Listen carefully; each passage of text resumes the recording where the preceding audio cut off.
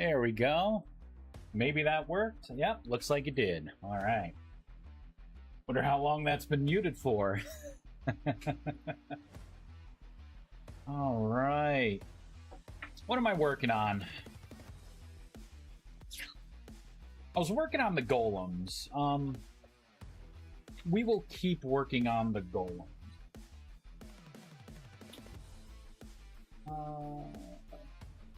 I have to reset my configs before I go any further.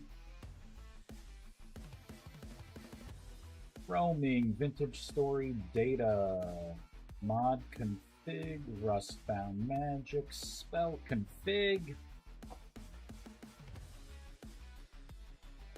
Let's close that out, don't save. Let's look for unbind. Turn off word wrap. There we go. Cast time, we will have it as 1 second. Dismiss, cast time of 1 second. And summon will be 1 second as well. And reload.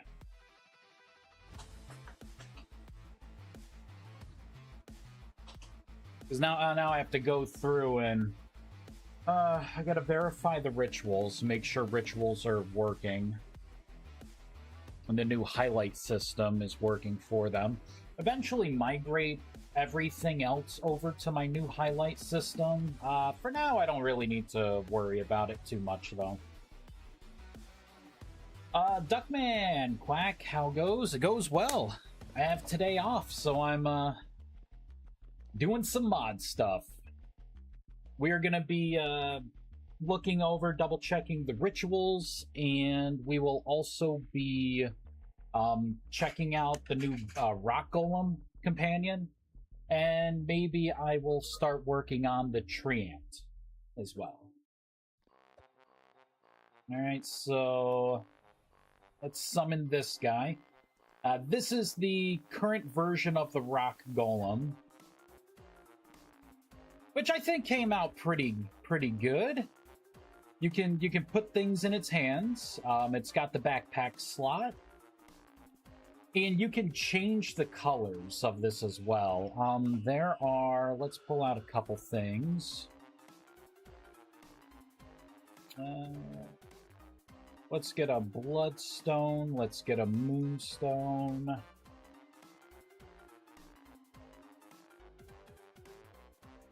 Pull up Eldrathnium.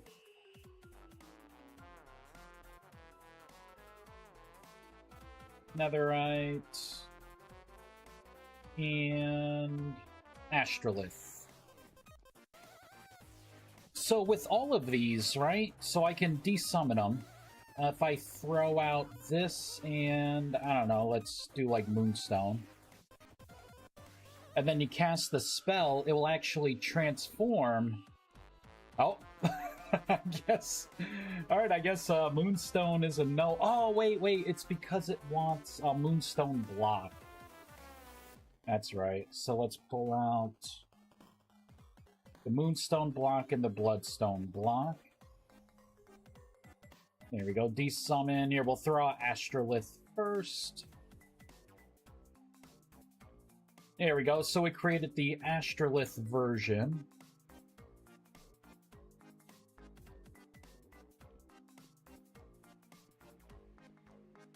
Not too shabby. So that one worked. Let's throw out Eldrathnium. There we go. Oh, Eldrathnium.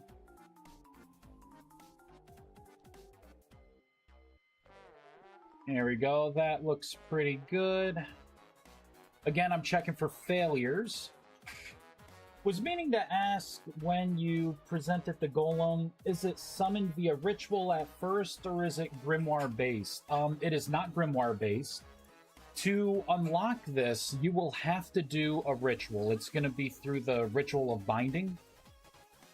Alright, so you'll be able to do this. It's going to require 300 mana. And it's also gonna acquire the soul shards that you get from tier 3. This is meant to be like a tier 3 kind of thing.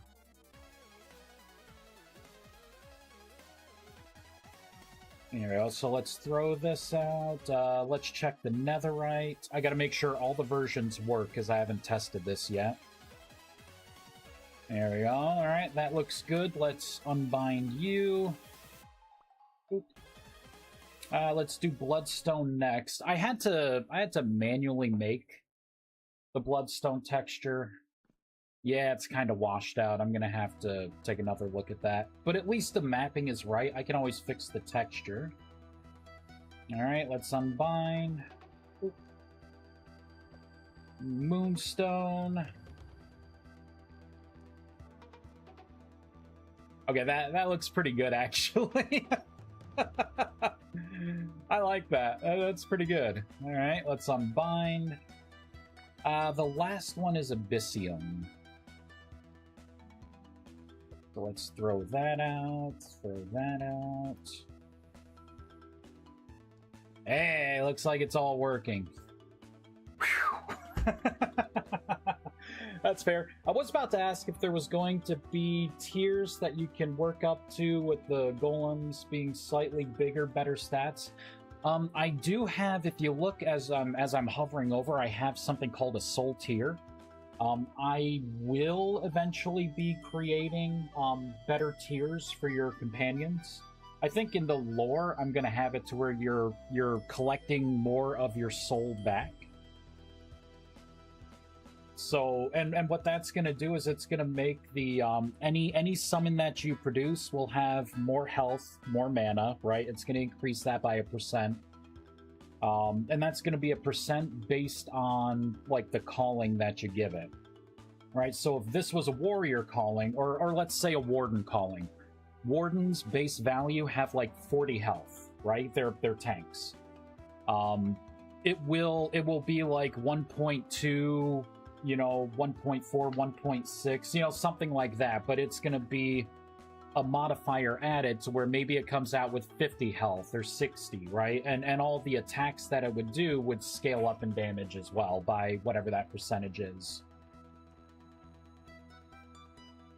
Alright, let's unsummon you. Let's make sure I didn't screw up anything with the skeletons here. Here we go, we'll throw that out, and let's do gold. We get a gold skeleton.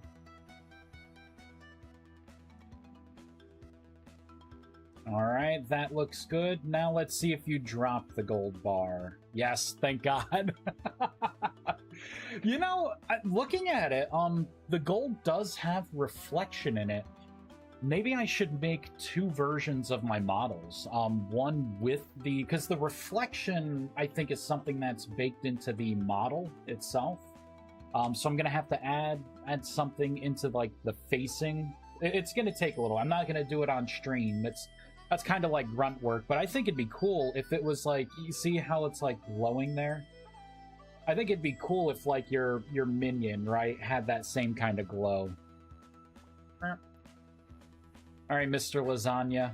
God, I want to make some lasagna. I have been craving lasagna. Maybe I'll make some this week. Look at you. Let's test the animations for the golems. I haven't tested that. Wait, nope. I do not want to dismiss you. I want to unbind. There we go. I gotta say, this system is pretty damn smooth. Like, if I do say so myself, I am proud of all the late nights it took to make this. Alright, buddy, you are a servitor. Let's give you a training weapon. Caps lock. Let's give you the mage training weapon. Actually, let's pull up the warrior as well. Alright, so let's make sure I can give you that. Good. Let's pull out a drifter. Alright, so if I just attack you, Hey, it did the spell. Wait, wait. And look at that. Magic experience, 1 out of 100. Let's pull up Flash Heal. There you go, buddy. Let's give you some buffs. Let's pull up Stone Skin. Get rid of the skeleton. Get rid of that and that. Stone Skin and Regeneration are going to be good ones for this. Alright, there's Regeneration. Oh! What do we got?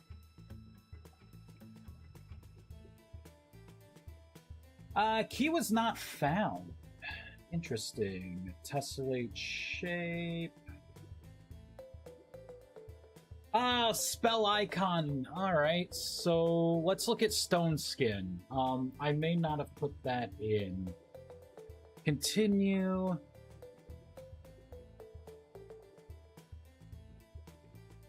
And it was Stone Skin 2, I believe, is what I pulled out.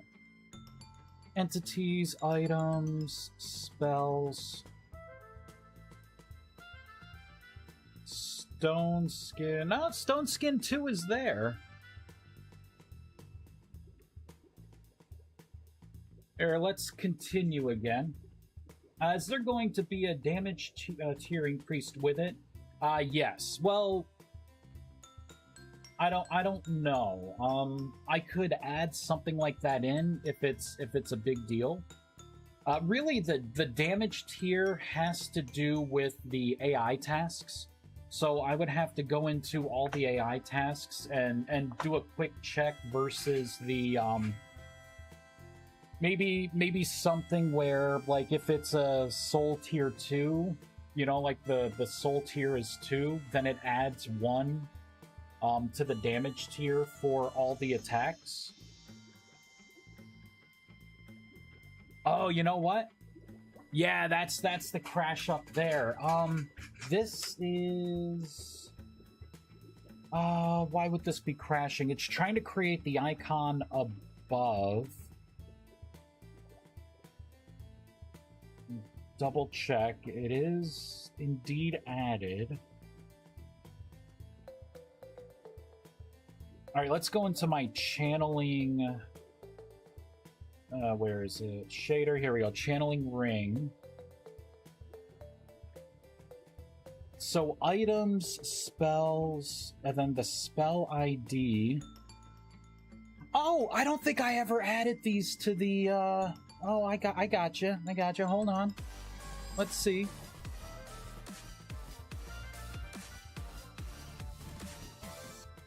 Vasculanuva. Hey, thanks for the tier 1. I appreciate it. I was wondering what that music was. I'm like, I don't remember that. Hey, thanks. Is there gonna be damage tiers? Yes. I may have trailed off. I can definitely put that in. Hey, thanks so much. I appreciate it. If anyone has iron or higher play, a tier 0 damage would reduce the potential damage output in case of a duel or PvP scenario. So, it's funny, damage tiers are a little different with NPCs. The damage tier that you saw there, it defaults to 0. That has nothing to do with the damage that it's actually doing. It actually has to do with, so the tier 0 stuff, it may affect mitigation. It's hard to say because a lot, like, seems like half the community or a lot of people use combat overhaul. So I don't know how they mess with everything. But it may affect the incoming damage to the creature. In which case, I can default them to, like, being a tier 1, and then I can add tiers on top of that. But when it comes to damage, yeah, I probably should. That system is not in yet. I just kind of laid the foundation. And then I decided, oh, I want to make golems and tree ants, and I want training weapons, and I want to, make them, have a certain, have a certain animation, right? And then I wanted to improve projectiles for the spells, and The projectiles are actually pretty cool now. Like, let me pull up, like, Fireball. Like, this is the Fireball now. So, you have the particles, and then on impact, there's a secondary shader that makes it explode. The hitbox of this thing was greatly reduced. It's about the size of an arrow, and it's faster, too. So, you're able to hit things, well, easier if you can aim. Which is pretty cool. Definitely cool. Boop. Little particle effects and everything. And I did that because if I pull out the mage calling, let's turn this guy into a mage. Let's unbind you. Get rid of this, this, and this. Grab those. Alright, let's throw this out. Throw this out. I made mage weapons, too. Oh, I don't have all the stuff in for the mage yet. But that's fine. So, he doesn't have his textures yet. I could fix that now. Let me fix that now. So this is the mage. Oh, enchanted stone. Yeah, see, this doesn't have all the extra skin stuff. All the texture stuff. Copy.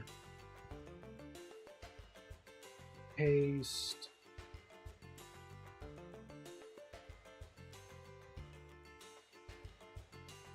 Paste. And for the warrior... Yeah, I was seeing, like, bone and stuff in there. That was copy pasta from the skeletons. Alright, let's reload. No problem. Was glad I could assist with gateway issues. Been enjoying your modern work, so I have no problem with supporting what you do. I appreciate it. Thank you. It is all definitely a labor of love. Also, I don't get to actually play Vintage Story too much because I'm always modding, but I do enjoy it. One day, I would like to... I want to hop onto a server and actually play the mod with, like, other people. That will be something I eventually do. Hey, look at that! It's fixed. Let's give you a mage... weapon, right? Did I call it a weapon? What did I call these things? It's gonna be in equipment. Staff? No, it wasn't a staff. Crap. I'll know it when I see. Here we go. Animus staff. That's what it is. So let's pull out like a frost and a lightning. So this is pretty neat. Vexus, hey! I'm too used to D&D Fireball, Tiny Bead, White Areas. I was considering adding splash damage to like the more powerful versions of the spell. How you doing, Vexus? Yeah, one day we'll play together, right, Vice? Right, one day. So the mages are pretty cool now. So if they don't have a weapon, they'll do Rust Orb. If they have a staff, it becomes that element.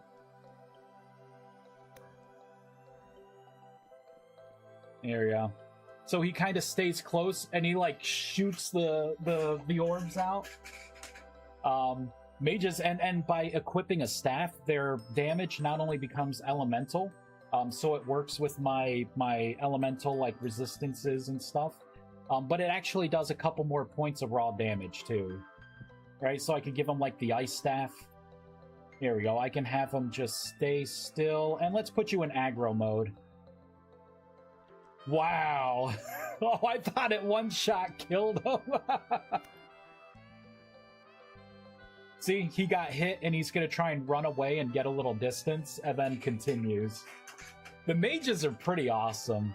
I do need to add one more ability for them. Right now, they just kind of...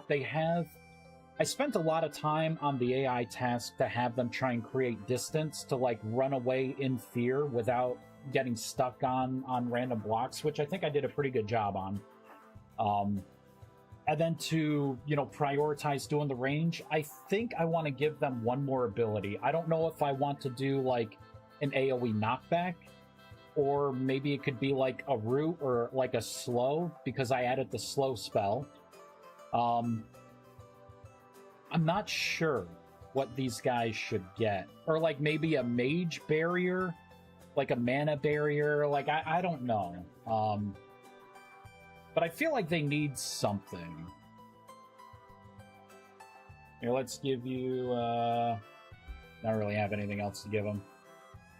Let's dismantle you. Get rid of those. We'll just summon the regular guy. Throw that moonstone away. Okay, so buffs.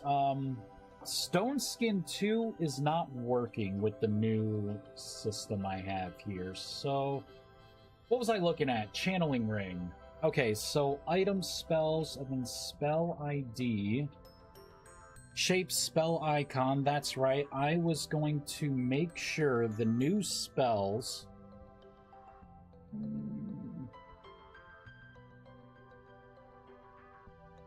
Spell type. It needs to be in here. Well, there's Stone Skin 1 and Stone Skin 2, so that works. Let's... Doing good, just stretching and saw your stream pop in. Yeah. Right now I am testing things. I redesigned my ritual system. And also I kind of made my own variation of the highlight system so I can give specific color highlights to anything I want. I also got tired of the fact that like the colors for the highlight system are like inverted. It's kind of weird, so I kind of made it to where now I can just put in red, green, blue values, and my code is going to like auto-correct so it displays correctly in Vintage Story. If they ever fix that, I'm probably going to have to go in and undo all that stuff I did. I want to potentially start working on the Treant model, but I have more work to do on the golems. Like, I think the golems, they're pretty good.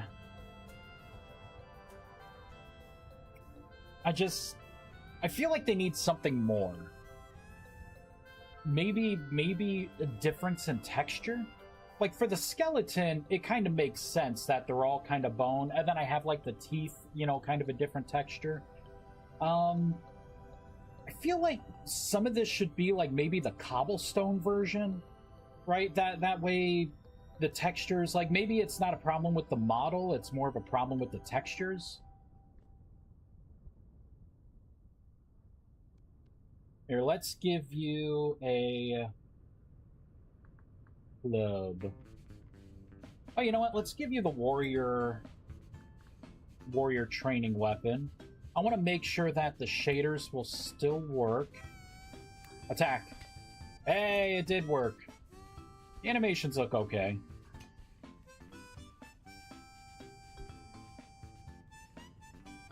Didge. There you go. Have a regeneration. Have a flash heal. Look at you. Oh, was the mana shielding offhand item meant to not be repairable with magic repair kits? I think I fixed that a while ago. In the current version, yeah, it was a problem. It is fixed in the 4.0 release. Fixed in there. The summon, not again, yeah. Pants, maybe. You think this little guy needs pants? I think if anything, that box needs to be bigger, huh? He's gotta intimidate the enemies. Add some pebbles around their chest, shoulders, and back. Oh, you know what? That may not be a bad idea. I could do that. Maybe that's what it needs. It's just too, like, one dimension right now. Too one dimension. It can help break up their texture, face, and help emphasize the golem build. Yeah.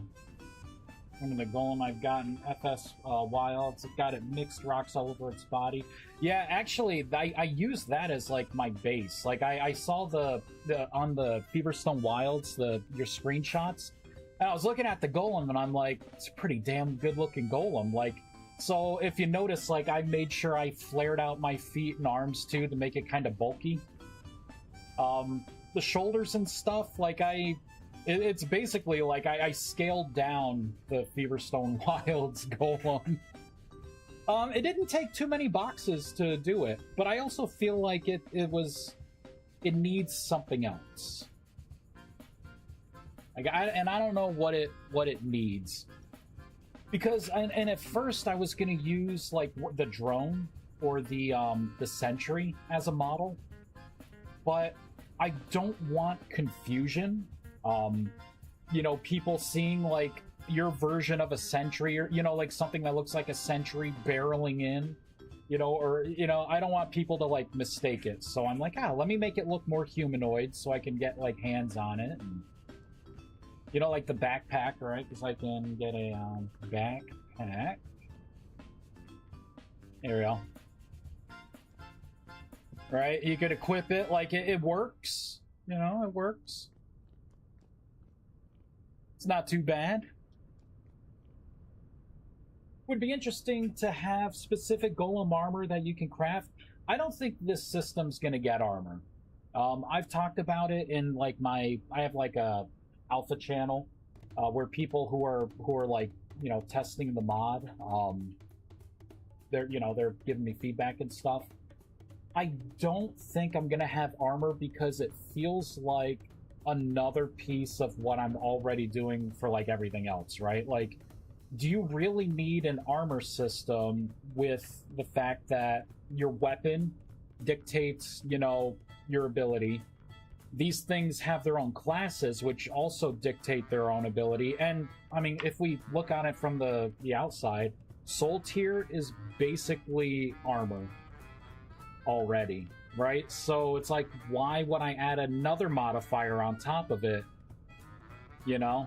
Especially since these things are fully buffable too. Like, I can pop buffs on these and, you know, they become tankier than tanks already.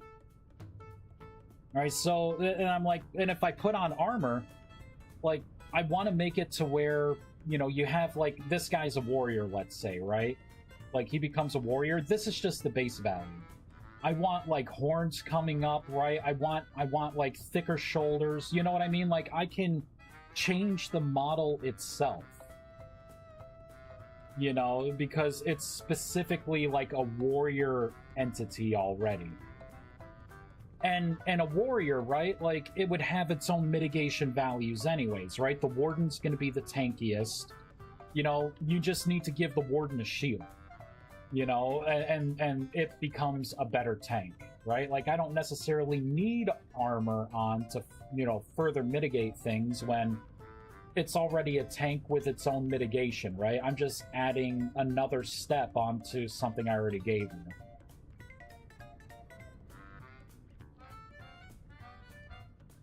And the training weapons are actually a first approach. A first approach to actually having like that armor system, because by equipping this, it gains new abilities, right? Like, it is able to use the cleave attack. You know, if I give it a staff, it can use, you know, like a wand, and it dictates like the damage and everything as is. I've had my own tames be attacked before because people got confused. Yeah. I have a question, Vice, on regards to something I have an issue with in my Feverstone Wild mod. Alright, what is the issue? I'll try and help out. With that many modifiers, then yeah, I can understand that. Yeah. Brain just stuck in 3.5 D&D with Stone Golem, Iron Golem, Animanti Golem. Or so more so a transmog. Yeah.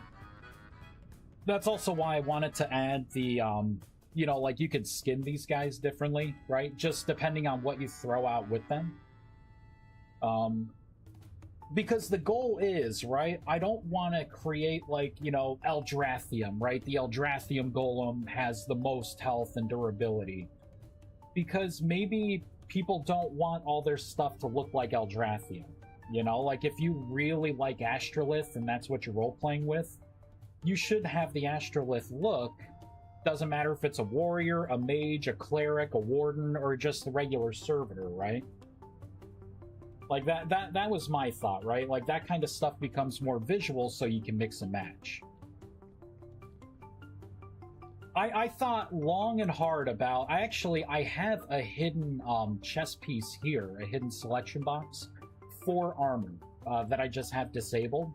Because no matter like how I attacked it, I'm like, so like what does armor mean for a mage?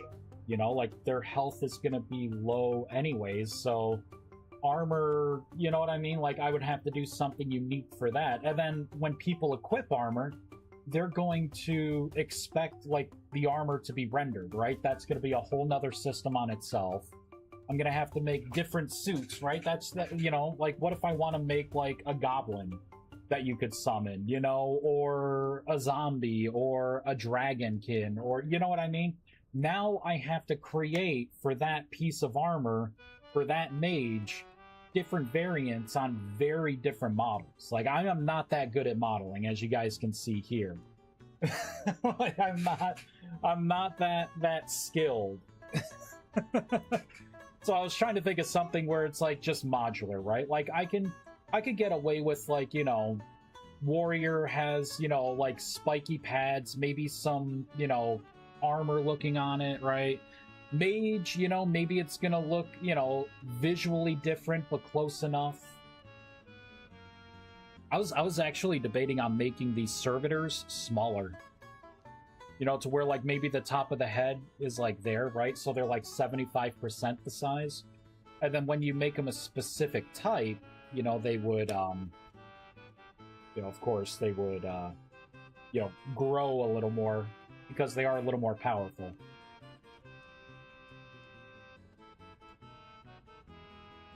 So my cockatrices drop extra loot, their tail when harvested, but then this happens, the HUD bar on everything starts to open in random places everywhere. Really? Like if I loot a tail which expands the inventory on cockatrice's body beyond 4 loot, then anything I open after just starts opening random places rather than the same place.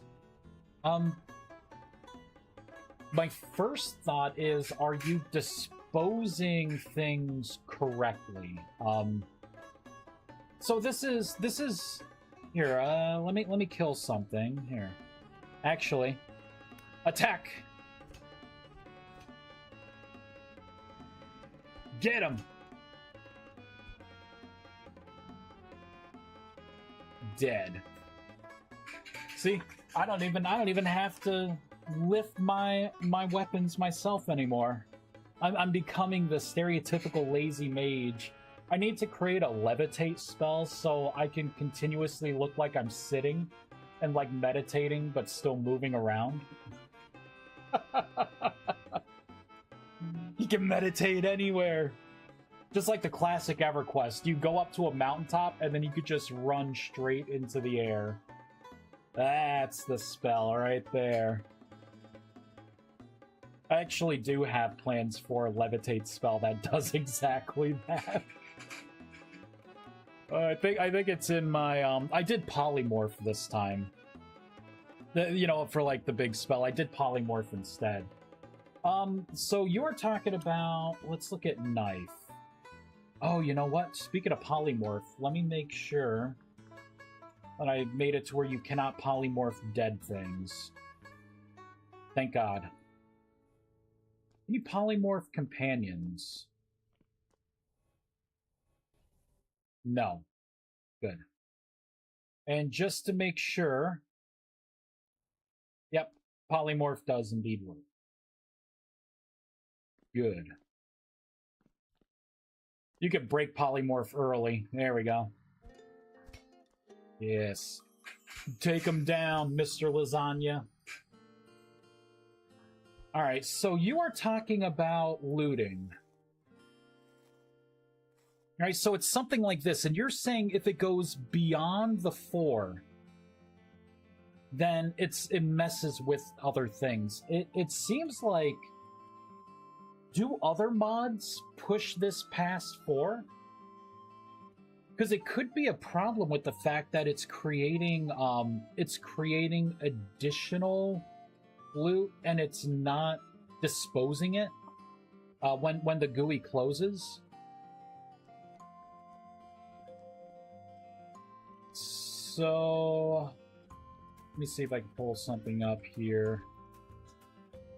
Oh, I could show you with this. Let's get the tablet recipe. Doesn't matter what kind we do. And we'll do... There we go. Right? So, with this, for my Thaumic Foundry, right? Like, I have to make sure I dispose things, right? If I throw something in, right, it's gonna catch it. If I don't dispose this specifically, and I'll show you where... GUI, dialogue...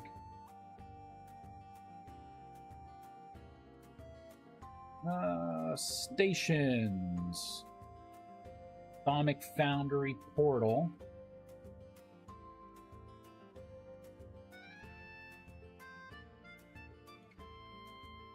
Here we go. It's this kind of thing. On GUI closed.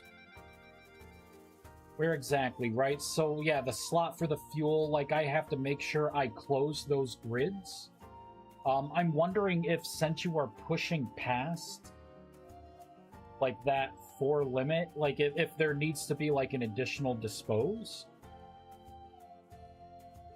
Right, because this also has to do with, like, when I set up the main thing, like, you just have to make sure you shut everything down. One thing I could think of is if it's a problem with adding too many things... and it's something you're just kind of piggybacking off, like with a base vintage story. Maybe you want to change how that item drops. Like, you could kind of be cheesy with it and be like, yeah, you know what? Instead of like harvest drop,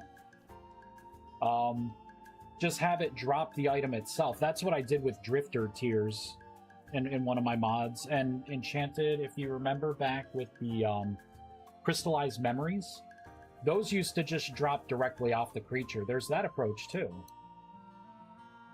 But it probably has to do with the fact that Vintage Story itself may not be accounting for closing those that, like, the additional inventory. Maybe, you know, if it's breaking it out into like a separate inventory because it's past the 4. I'm not sure. That's a good one. I would have to see it in the wild, you know? Like, I think that would help. Because there's also, like, the Rip Harvest stuff, too, which is kind of weird. That's my best guess without looking at code or anything. So I'm assuming you have it set up to be only 1 golem at a time, no hordes of golems running around. That is true. So for the Bound Animus, it is 1 creature, but it is fully controllable. That's why it is 1, because it would be kind of weird. Like, you want this guy to stay still, this guy to stay still, and the other 3 to, like, follow you. I'm not going to give you multiple boxes. That's kind of confusing. And the pets are already pretty strong. What I'm going to do, though, is this is just the first step of my pet system, like having controllable creatures, minions, whatever you want to call them. This is just like the most advanced. I want to make clay golems, and they're going to be more for automation. They're going to be about 1 block tall. You'll clay form them, and you will set them to be, you know, like attached to a certain chest. And then around the area, right, you'll be able to give them like a hoe and seeds and a watering can and a watering source, right? And if you equip it a hoe, it will, and you know, it will see like, oh, let me look around the field, right? Is there anything I could plant? Is there anything that needs harvesting? And it will do the harvesting kind of grunt work for you. I also want it to, like, if you give it an axe, I want it to cut down trees and replant seeds that it gets. Right? If you give it a pickaxe, I want it to mine certain areas, right? You know, based on maybe little flags, right? Like, you know, keep digging, right? I wanna give it a hammer and then give it a schematic and throw all the blocks in, right? And then tell it, yeah, you know what? Bam, right here, you are going to build the schematic for that house or whatever it is. And the little guy will go back and forth and pick up the blocks and, you know, kind of build it out little by little. So there's that kind of pet. So clay golem. Also, I want to make limited summon, like limited time summon pets where you could have like a lot of them. So I think it would be cool for conjuration, because they don't really have any attacks or anything, to be able to summon, you know, like fire sentries or, you know, like whatever it is. And then they would just kind of be floating there, and they would be very basic, right? It would be like default guard follow. And then you would attack something or something would attack you, and they would all just start wrecking things, but they don't last forever. Like limited time summon pets. So I have ideas to give you more, but because of the way you command this, it's only going to be one. On top of that, if you notice, every 5 seconds this guy is out, he's taking 1 mana point. So this summon does have a cost. You can easily offset it with getting more max mana or just like meditating. Like 1 tick of meditation adds a lot of time to how long the summon can be out.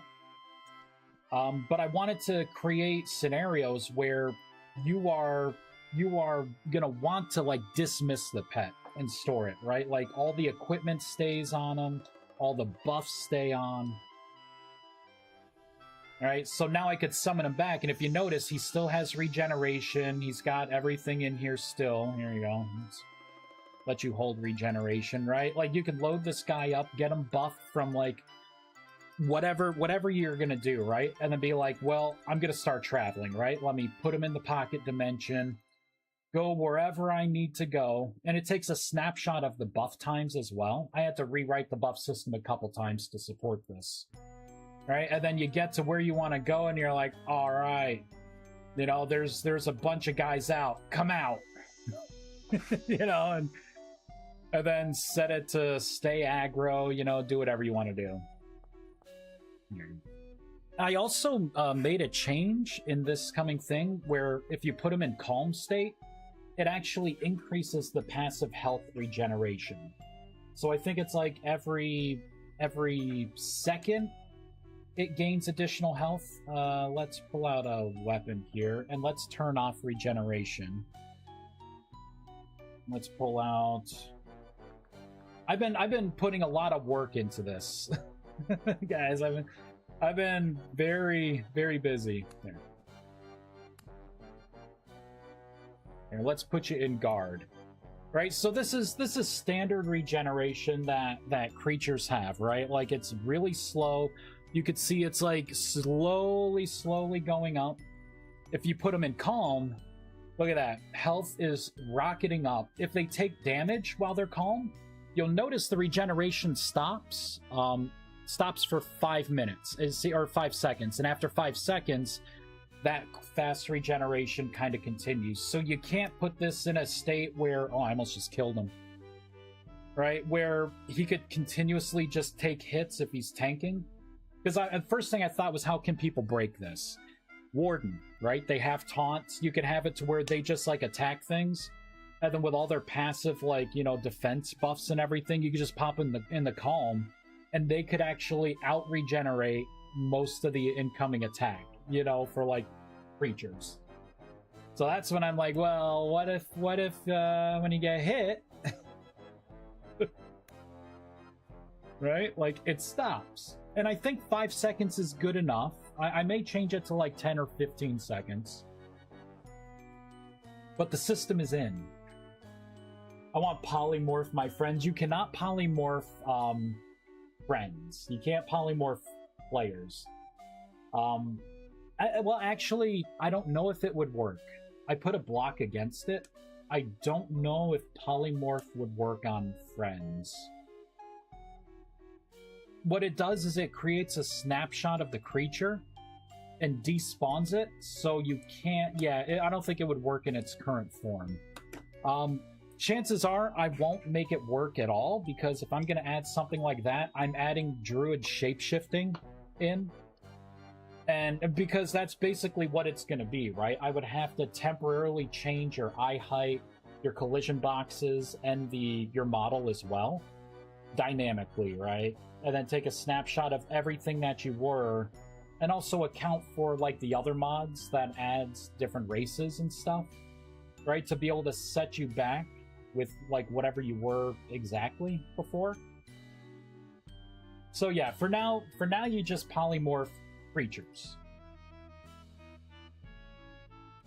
I am so proud of that smoke screen. That's a shader. That is a shader.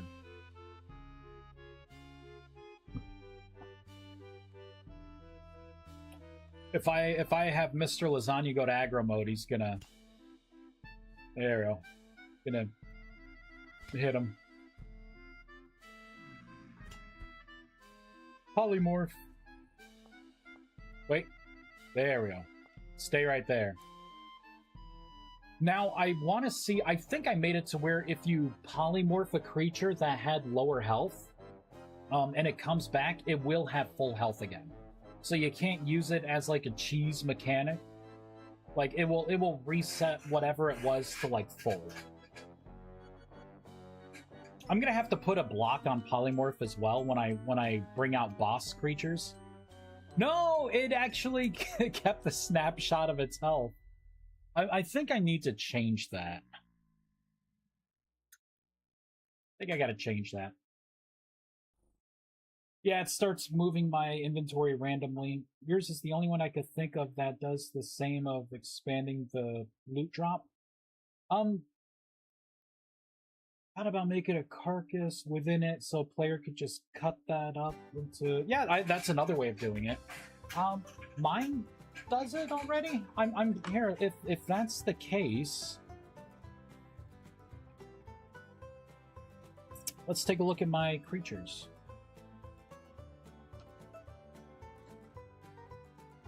Oh. Creatures, elementals, drone.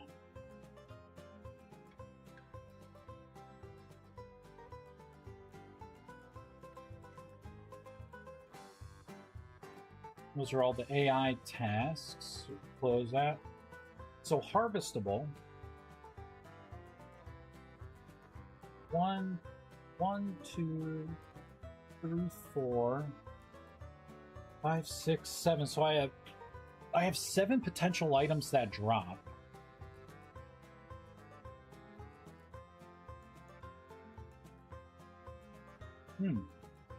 I don't know. And that's something, I thought about making a carcass out of that, and that's something I wanted for my falling NPCs.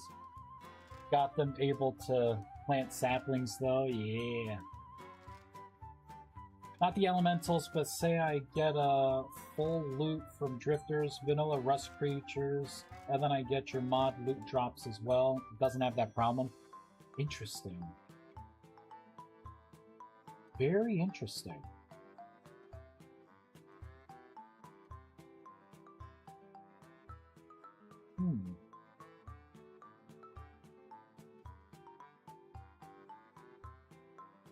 I don't know, that's a weird one. I assume that you're doing the loot drops based on JSON. Right? Like you're not doing anything extra like intercepting drop tables in the entity or anything, like the entity class file. Because you can manipulate drops through there as well. Like if you're only using the harvestable stuff, then I'm stumped. if you have like a plugin or some kind of hook into the entity, like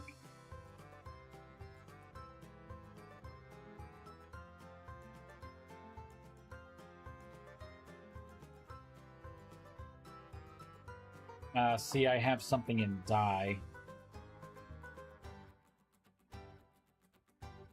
See, because this is another way of doing it, right? On death, I'm actually triggering like the inventory drop, accessories drop, things like that. Yeah, I don't know. I have to think about that one. And then maybe look at the JSON, you know, in the code to see like what the problem could be. This is something that happens just when it's just your mod, right? It's not like a mod interaction of some kind. That always gets me. Like something ends up not working and it has like nothing to do with me. Yeah, okay, it's just your mod, yeah. All right.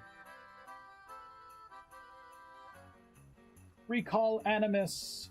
Oh, I changed the recall Animus. Now you'll notice it's like wherever you're pointing up to a certain position, right? It will recall your pet there. It was weird before. It could spawn it like around you, but it could spawn it in walls and stuff. So if you go into, we'll just say like a cave like this, you can do it like against the wall here, and it will automatically adjust based on facing. I'm actually going to be using this same kind of stuff for Blink when I redesign Blink. Dismiss.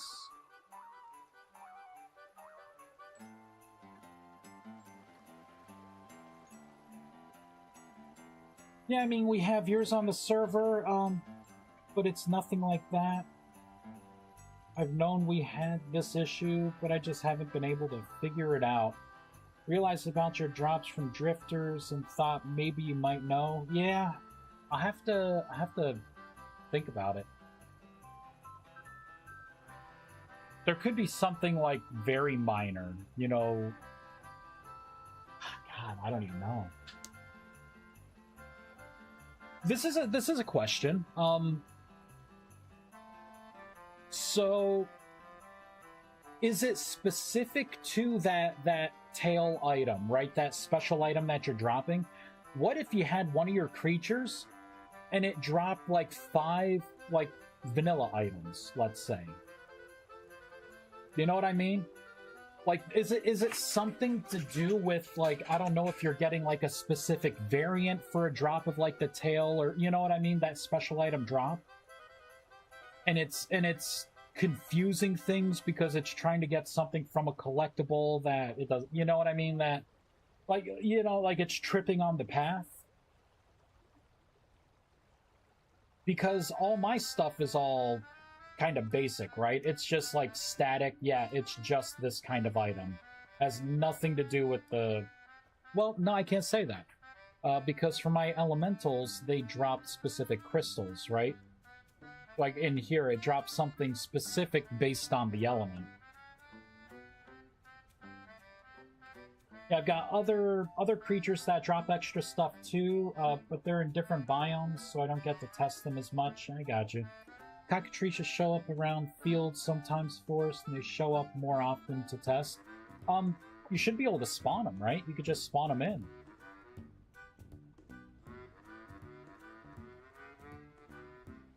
Is there a difference between admin spawning them and having them naturally show up? You'll have to try that and see what happens. Yeah, right? Then we can get a little more data on it.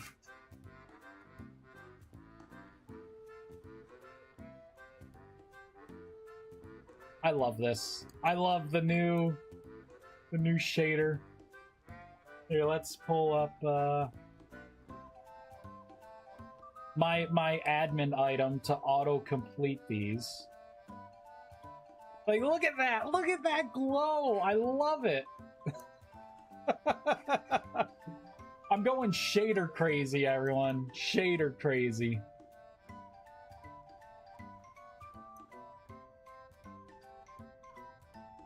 So watery, it's really beautiful. Yeah, And it's different depending on each one, right? So this is because it wants neutral essence. Here, let's reset it.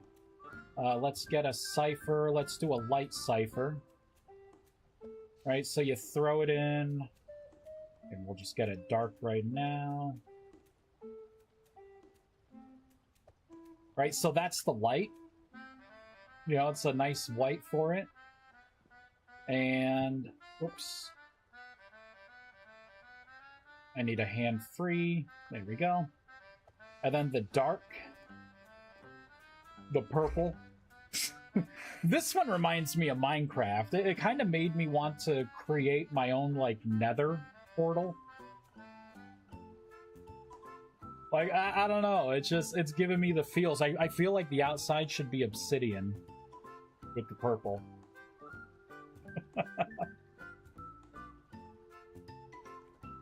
Oh, my new highlight system?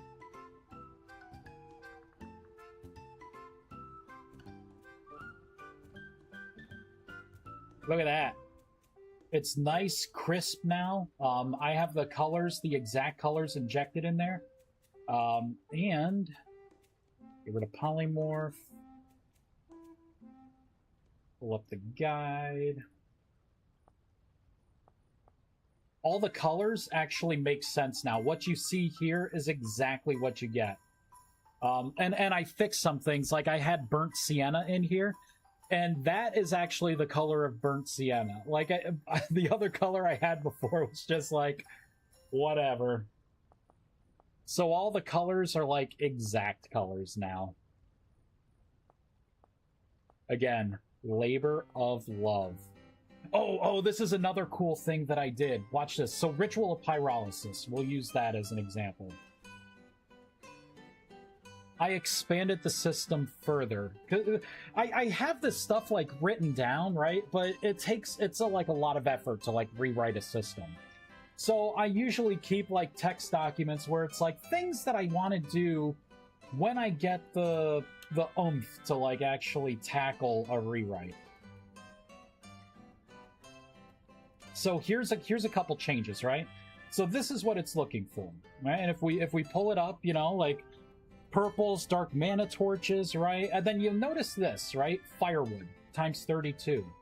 There was a time when my old highlight system, I could not inject new colors into vanilla items or items from other mods, because I would need to use Harmony to like patch in my static colors into the blocker item methods, right?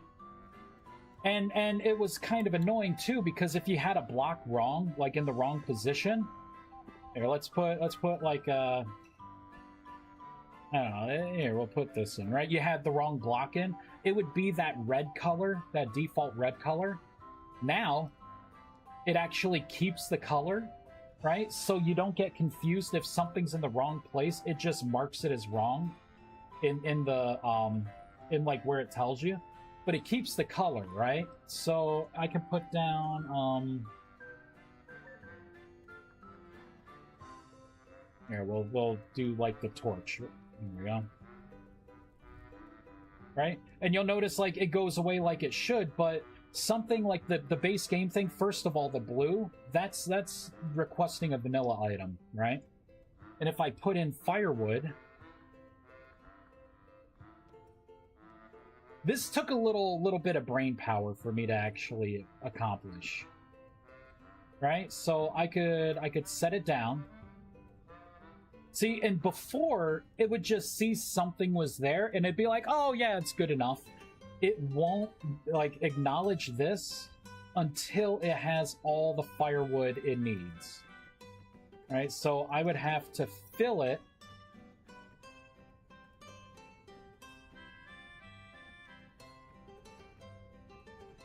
Right, so even this, right, I'm missing one. It still marks 24 is missing. But if I fill it up, there we go. See, now it sees it as complete.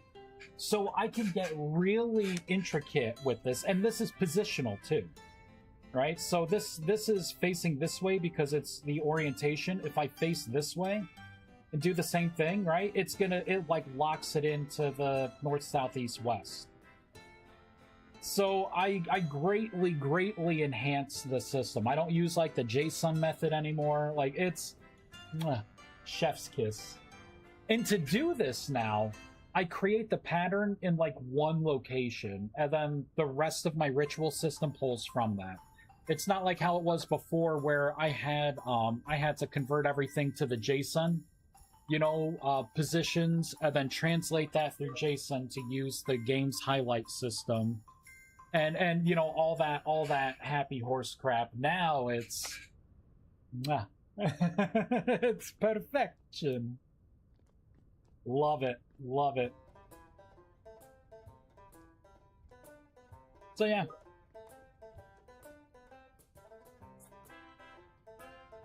Let me just double check things here.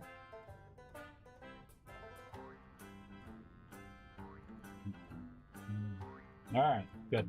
Looks like the world is not blowing up. Vexus, I gotta say, I am nervous about making my Treant model. I'm nervous about making it. Because I am not a druid by heart. I have a feeling if I make a Treant model, it's gonna look like a necromantic tree. It's gonna look like one of the trees you would see where it like eats people. Like the vines wrap around and like drag it in and eats people. You want to use my Treant? I vaguely remember what it looks like. You showed me a long time ago, and I remember the heart, and I remember how cool and detailed it was.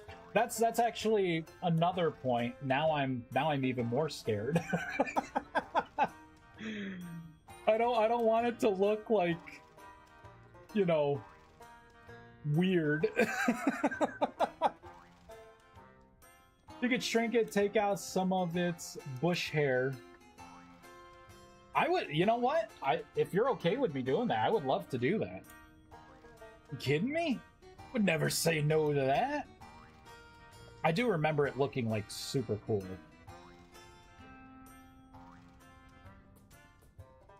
You know, it's hard because I think I nailed the skeleton. I think we can all agree. Old Vice the Necromancer.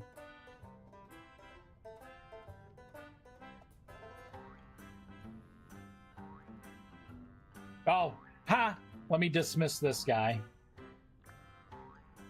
There we go. I don't want to admin eat anything important.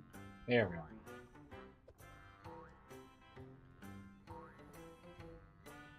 Alright. I think collectively we can agree that's a pretty damn good skeleton right there. Like, even, you know, making fun of the angry eyebrows, which I could just, you know what? I could just get rid of those. File new. File open. Skeleton.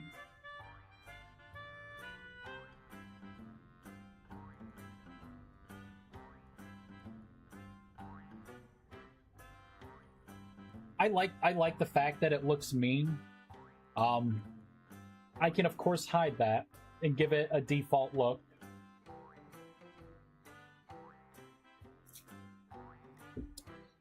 Do you know why it has angry eyes? It's because I wanted to, when it's in aggressive mode, I wanted to like shapeshift it a little bit to make it look mean. I also have animations that make it look mean as well. What do you guys think? Should it have angry eyes or should it not have angry eyes? What do you think? Does it need the angry eyes, or is that actually good enough?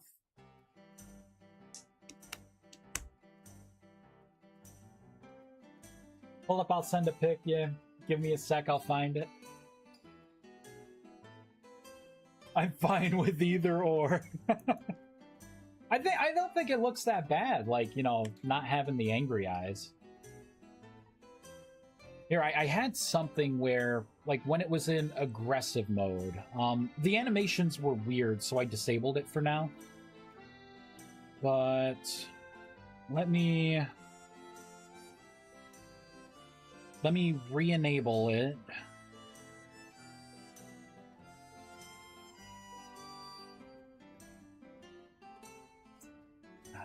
It's not in there. It is oh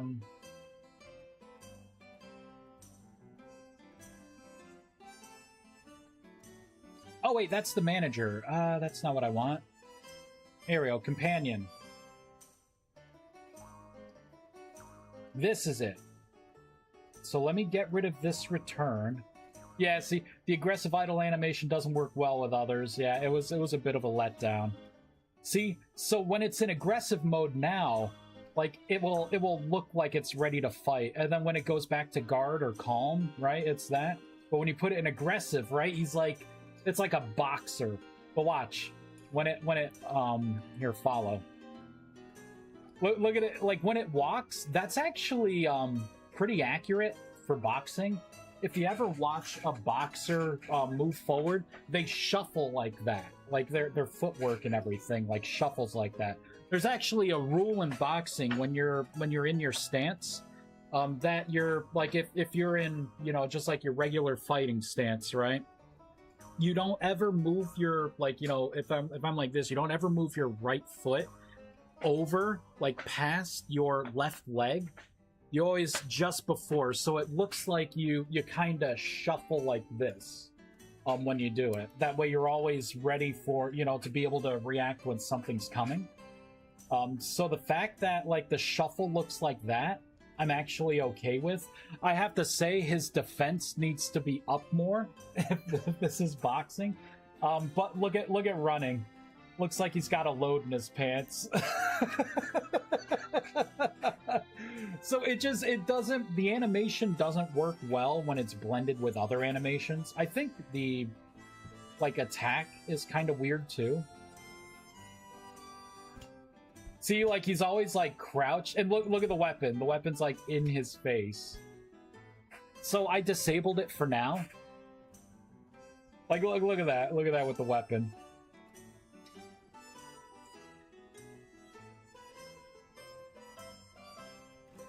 Fucking hate when, like, there we go, when like the game days get short and it's like always dark.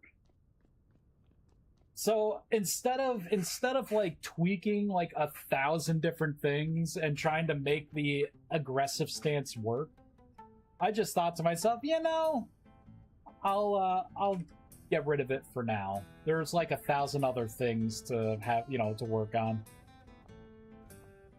And I think he's going to be this way until I unsummon him and summon him back. Dismiss. There we go. Now he's going to be normal again. I too put my sword on my face when I'm about to fight, right?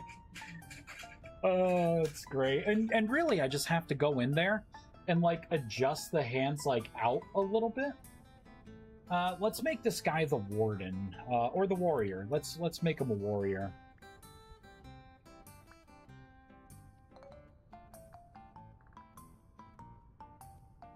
Call of the warrior. Boop, boop.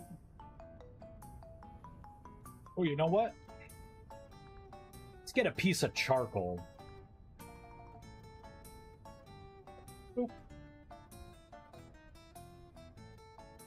Oh, it's that bug! Alright, I totally got off track. We need to find this. This bug right here. It has to do with not being able to get the right texture source. Okay, so it's in here. Tessellate shape, so it's the texture source that it is not happy with. Contain texture, right? So let me go into here and see what it has for this. We'll do RMR references dot logger. I will put this in. We'll say spell ID equals spell ID in. I need to see what it's trying to... Let's just stop. So I need spell ID. I also need texture ID as well. And this is going to be texture...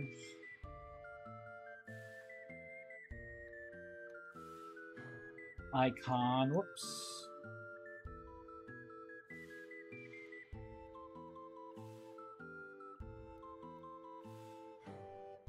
I may have to... Here we go, get name.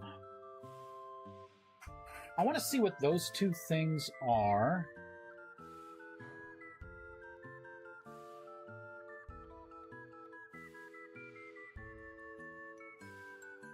Build. Sent older model, still happy with it, looking DMs. Ooh.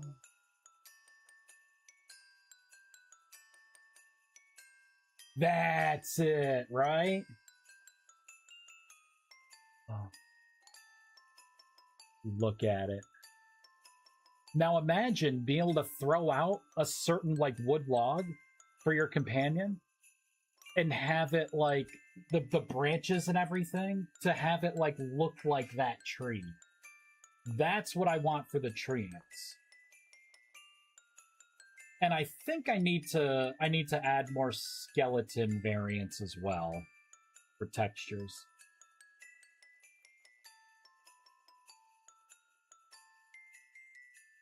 That's cool.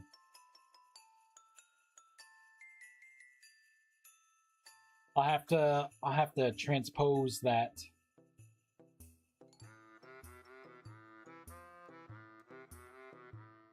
I got the next thing I'm gonna be doing. And I don't know why I keep coming back to goblins. I would love to have, like, goblin NPCs to fight. But there's the fantasy creatures mod, and I don't wanna remake something that someone else already made.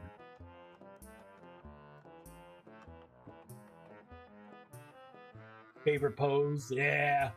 Make it look like a tree.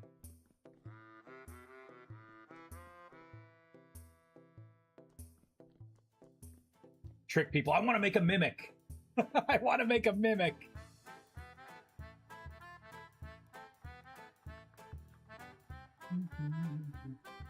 Here we go. So this is what this is where the crash is coming from. Oh, it's everything. I messed something up.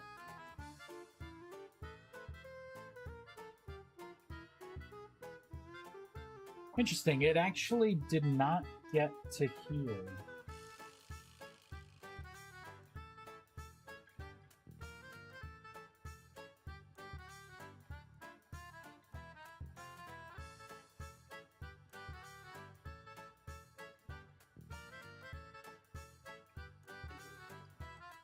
Interesting. Why don't I put something in here that says if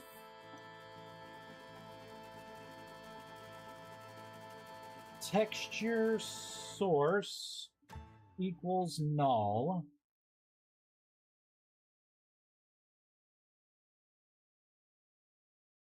we will return null.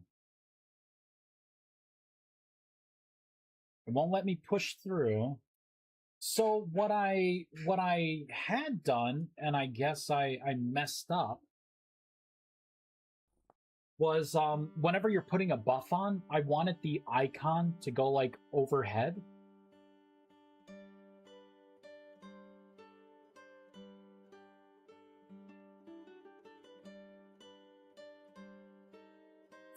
Shapes. Let's take a quick look at the icon.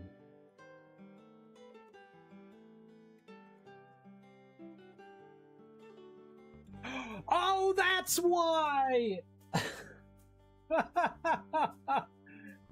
Nothing to do with what I just was looking at. There we go. Either way, what I just put in should prevent a crash in case I screw something like this up again. Because it was not finding anything called icon. It was just null. The updated fantasy creatures is by a completely different person that has no plans to do anything other than updating it.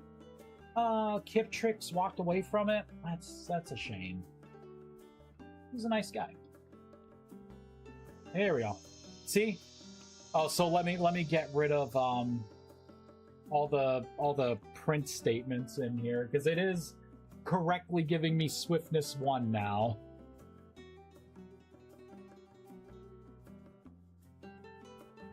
And I will preserve these. I'm not going to delete them out because that's good troubleshooting right there. So whatever buff you put on, you'll notice I have it to where like the icon's above your head, right? Same thing for this. So other people will be able to see you casting the buff and see the icon so they know what buff is coming. Since you mentioned earlier getting your soul back, thoughts on taking that to a potential extreme with a form of lichdom? Just paranoia, I'm never losing this ever again. Oh, what are you talking about? Lichdom? Like a lich form for the player, or you summon a lich?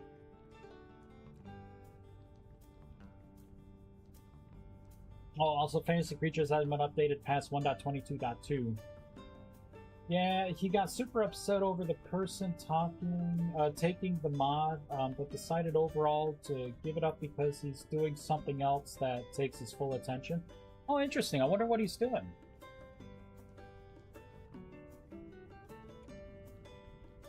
He's upset. Yeah. I could see that, I guess. You know, you put your heart and soul into something, and it's hard to give it up.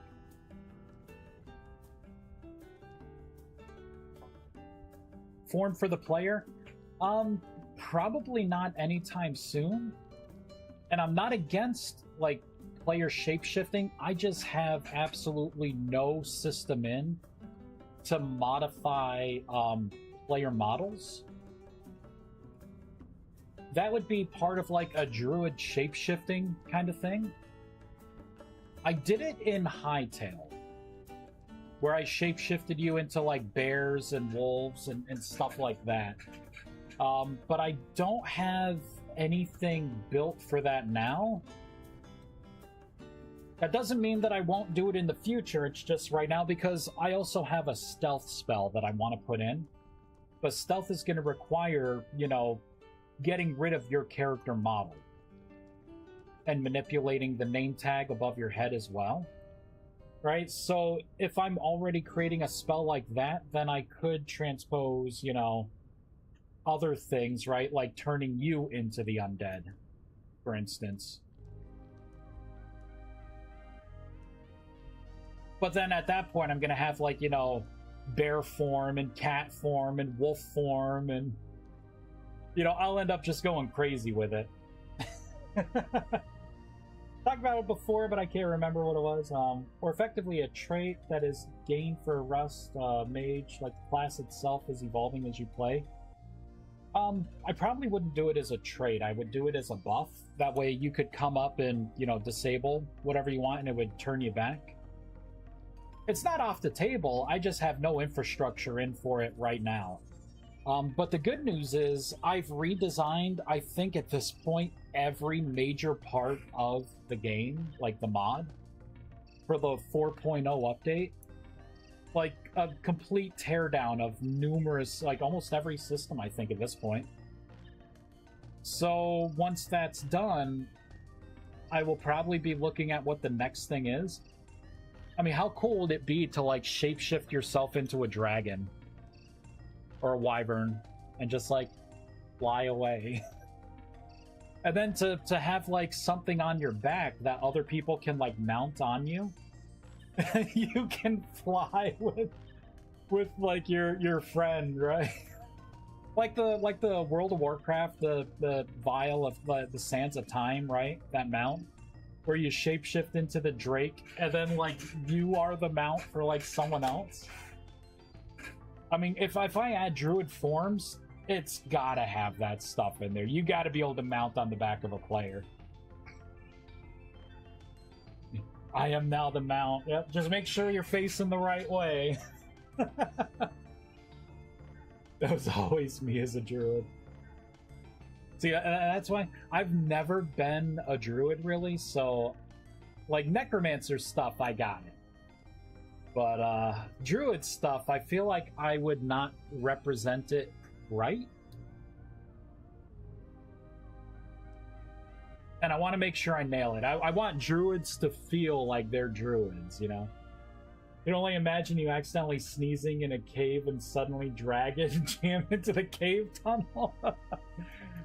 I think that's called wild magic, right? Maybe I add wild magic in. You cast the spell and it could either be a fireball, conjure a loaf of bread, or shapeshift you into a dragon. I wonder how people would like take that. I know there'd be people like, I need to be able to disable this on the server, and other people would just be like, it's the best spell. Grows mushrooms around you or something. Oh, is that going to be an eclipse? See, right now something magical should be happening.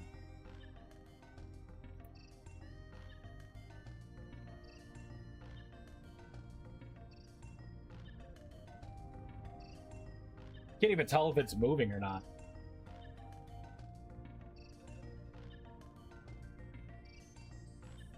Okay, it's moving away slowly. That was an eclipse. It's beautiful. See, something magic should be happening now. Oh. I did have the old idea where, like, an eclipse would happen, and it would be like the Lovecraftian, like the big eye that would, like, open up and, like, look down, and it would tint everything red. Oh, it's actually moving closer, not further away.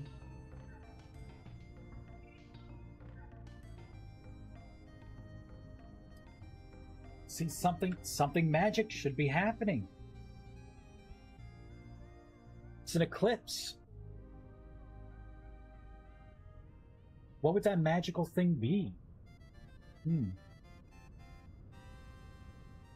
I did have the idea to create meteors that, like, fall from the sky. Like, maybe like meteors could be falling. Something apocalyptic that doesn't destroy a server. I used to, like, in that Mo Creatures mod back in Minecraft, I used to love, like, arachnophobia and, like, all the limited time, like, events that would happen. Food for thought. God, I love that Mo Creatures. Yeah, right? You just make it a category of magic with a description of, you could summon Bread Sentinel as a staff, cause yourself to explode, you'll never know. First time I've seen an eclipse in this game after they made it not happen every other week. Yeah, this is kind of a rare event. It's beautiful. But see, I feel like it's going to happen so infrequently, right? It can't be like a core mechanic. Oh yeah, Lycanites mobs. Yeah, it wasn't Mo Creatures, it was Lycanites mobs. That was like my favorite Minecraft mod. Really, really good mod.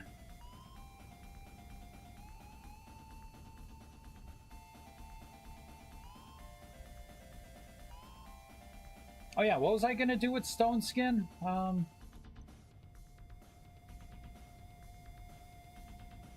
I was gonna buff my summon. I have no animus. Here you go. Rock Golem.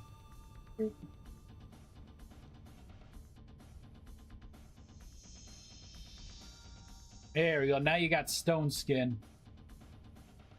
Little flash heal. Let's give you swiftness. There we go. Look at him run. I really want to make NPCs like creatures that cast spells. Oh man, I have so many ideas. So many ideas. That's why I keep coming back to goblins. Goblins are like perfect. I can give them the ability to cast spells in the mod, and they can like buff other goblins and stuff. Like a shaman could buff like the warrior shaman or the warrior goblins around it, give them like strengthen and swiftness. Oh man, they could cast heals. That'd be fun. That'd be fun. Yeah, let's remove everything. Soul Division, such a this debuff. You see, I have 9 health right now. If I dismiss this guy, I get my full 12 health back. Like, so when you have one of these Animus out, you lose 1/4 of your max health. And it drains 1 mana point, I think, every 5 seconds or so. But when you have hundreds, right? Like, if you have 300 mana, I think the math is you could keep it out for like 25 minutes. Like, just have your pet just doing whatever. You can make shamans, hobgoblin warriors, goblin minions. I know I could do so many things, but I'd have to get a model for goblins. And then do all the animations. I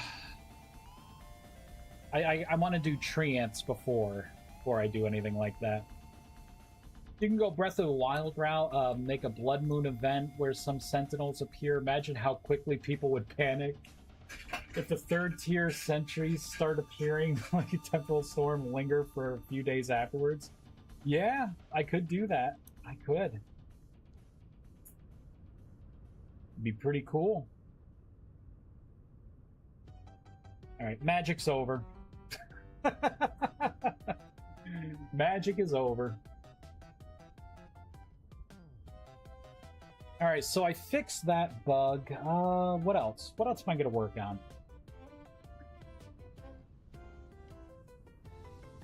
Let's get rid of these crash reports. I've been ignoring them. Here we go. Oh yeah, there was that thing for the multiverse mod, like the Nether. I don't think I can do anything in that right now, right? Like this is what I did. Pull out one of those fragment things, right? And you need a hammer. Took me a little bit to figure out how to actually do this.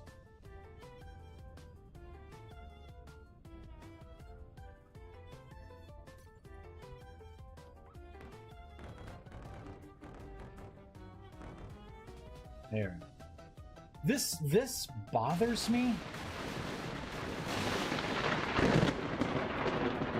Right? And then it transforms.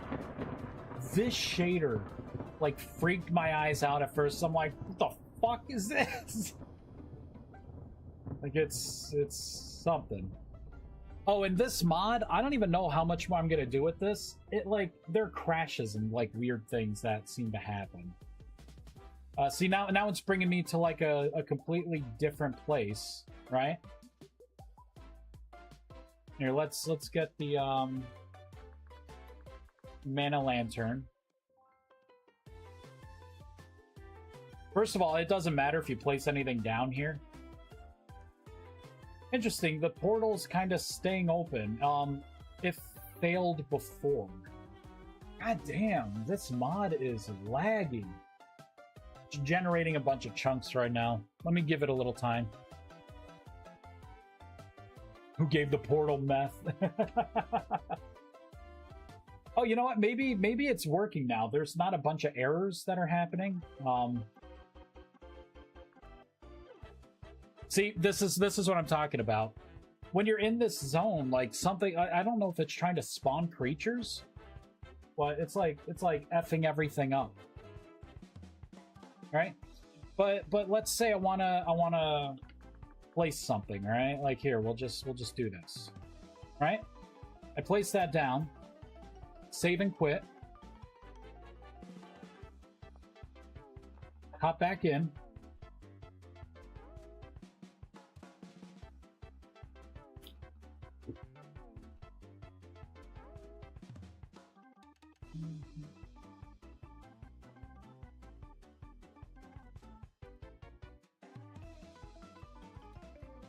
You gonna let me in? Hmm?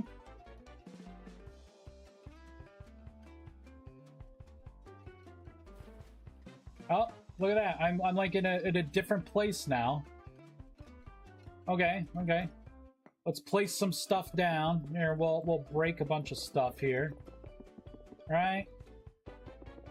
We'll make a big hole. There we go, alright? So we have something like that.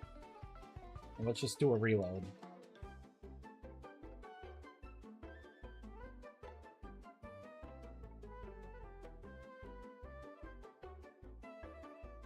Looks a bit different from before when I saw it. Didn't you say that things didn't want to stay in place? Yeah. It didn't keep track of anything that I built before.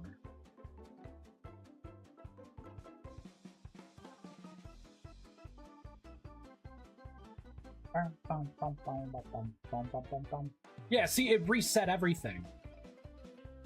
Right? And this is the same little alcove, but before, like, I don't even know where that portal is.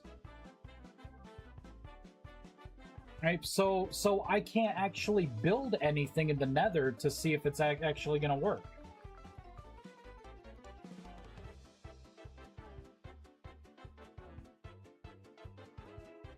Next, I got that, and I got that. And let's pull up a bunch of stuff. Let's see, we'll need these. And we'll go with that. That. Let's get a resonator. Let's start building. Yeah, we'll put it like right here.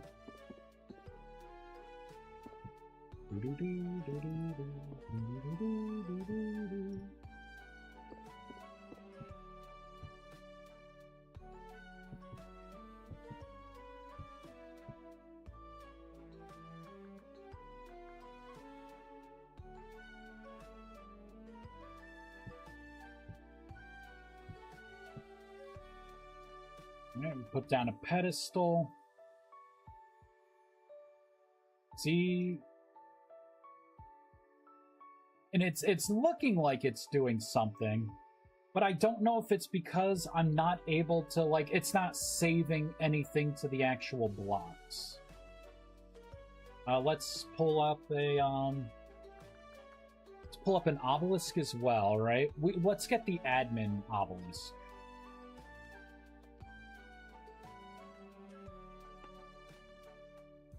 Because this is another thing that I noticed. Let's get an Essence Lacrima. So I should be able to put it in here and siphon. If you notice, it's actually not doing anything at all. Like it's like the block doesn't exist. And I think these blocks that I'm placing don't exist. Like now look at everything I have here, right? Like I have a full there. Right? I have a full inventory. So what I'm doing is actually kind of making sense, right? Like I'm pulling items out. Let's reload. Everything that I just placed is going to be gone. But my hotbar is going to remain the same. So it's almost like anything I'm placing in the world doesn't actually exist. Like, there's something fundamentally broken with this, and I don't know what it is or why. Like, even the basic blocks that I put down should not be disappearing. The terrain should not be resetting just because I logged out and logged back in. Like, look, see? All of it's gone, but I have all the items back. I don't think there's a big problem with my, like, the fixes that I put in. It should create the portal as long as those blocks exist in the world. It seems like the blocks they don't exist. Like anything I place, anything I break or do doesn't exist. So I don't think there's anything else I can do with this, you know, dimensions mod until maybe something changes.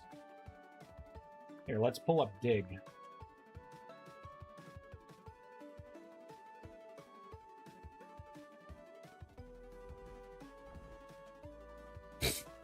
It's not even... Oh, it's because Dig doesn't have this block in there. So I'd have to break things by hand. If it doesn't keep track of things, then there isn't any reason to even build anything in the Nether. It seems like it's just its own defined seed that doesn't need to be altered. Yeah. Like, I feel like it's a proof of concept.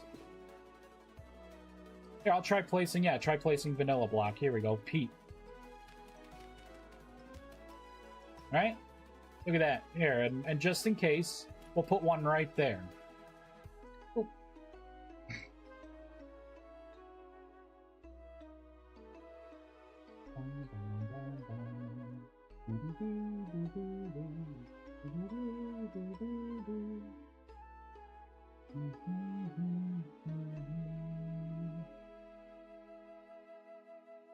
I am using Manifold, yeah. That's this nether thing is it's a mod. And it uses Manifold for its backend for the dimensions. I recently heard about it. Like a couple days ago. And then Vascal yeah, see? It got rid of that too. Like, these are vanilla blocks. And look, it's regenerating things because that lava is pouring, right? It's pouring as if it was just placed before. You know, like fresh placement. So something is going on. Look at that, just spawned out of nowhere. What the hell is this? Oh, is this trying to be a ghast? A damned soul. What is that? Nether sprite? That's pretty cool. Using oh, never mind. Is that? No. That's fungus. It is like laggy as hell in this dimension. Oh, it's because as I'm moving, it's like creating more of the world. Go back to my little cove. Yeah, it's recreating things rather than saving. Yeah. So I think I have to wait. I can still add the gateway logic. I just won't be able to test dimensions, but I think I can still add it. So what I'm gonna have to do is make an executive decision. I don't know why I just logged out. I'm thinking for gateways, it's gonna be one global ledger. There's not going to be separate ones for each dimension. It's going to be one global one. And I will need to capture the dimension in the packet. Like wherever that gateway is registered, I need to capture that dimension as data I need to parse through. And from there, I can do one of two things. I can either... Here, let me just do... /kill because I'm stuck in here without a portal or anything. Respawn. There we go. Right, so I can set this one of two ways. I can have it to where all the gateways throughout all the dimensions can see each other. And in order to jump from like a gateway here to like a gateway in the netherworld or whatever countless worlds there are, maybe there's like a base essence cost of like 1,000, right, to transcend dimensions. But you would have access to the entire network, right? Unless someone like, you know, puts the lock on, you know, or makes it to where it's only something they can use, right? Or I can have it to where each world has its own, right? So, like, if you are accessing a gateway that is in the overworld here, you will only see overworld gateways. You know what I mean? Like, but if you're in the Nether, you'll see the Nether network, right? So it's either going to be one global, every gateway can see each other, or it's going to be each dimension, right? It will sort the gateways by dimension, and the dimension of the gateway that you are in will only be able to see other gateway dimensions.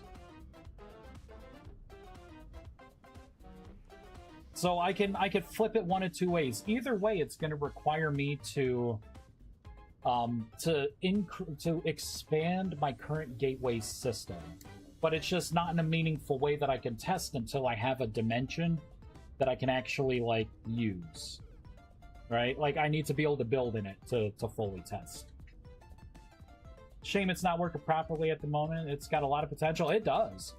The only thing I don't like about the world so far is the fact that they do something with the shader to where like it's dark, right? And it's not dark like this dark. It's dark as in like they're using a shader to make it to where you can't see far ahead. I think that is a kind of a detriment to what they're trying to do.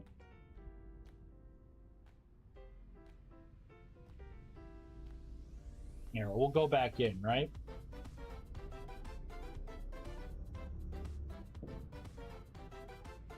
Are you gonna let me in? What, is it broken? Okay, it's recreating the Nether right now. Oh, and it just threw me somewhere else. See what I mean? Like you can't really like see in the Nether. And I think that is like, it would be so much cooler to be able to just look out at the vastness. You know what I mean? Like that. This is the only hindrance that I would say, you know, with this mod. Like, have it to where like we're not blind. You know what? Let me see if my let's pull up night vision, the night vision spell.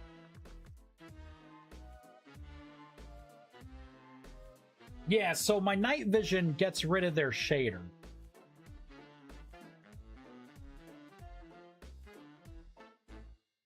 But it would just be nice if it wasn't like that. You know, like I want to see like the world gen, you know, like just let me see it. I love that they added ghasts. With the tears! This poor thing looks so sad. God damn, it's lagging like crazy. It's like it's recreating. Continuously recreating things.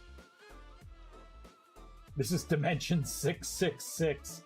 I love it. Whoever made this, they got it. They nailed it. If I were to make another mod, I would make it Dimension 666 as well. Hands down. I wanted to make my own magic world, and I was gonna give it 1337 or 8008 for the dimension ID. 8008135.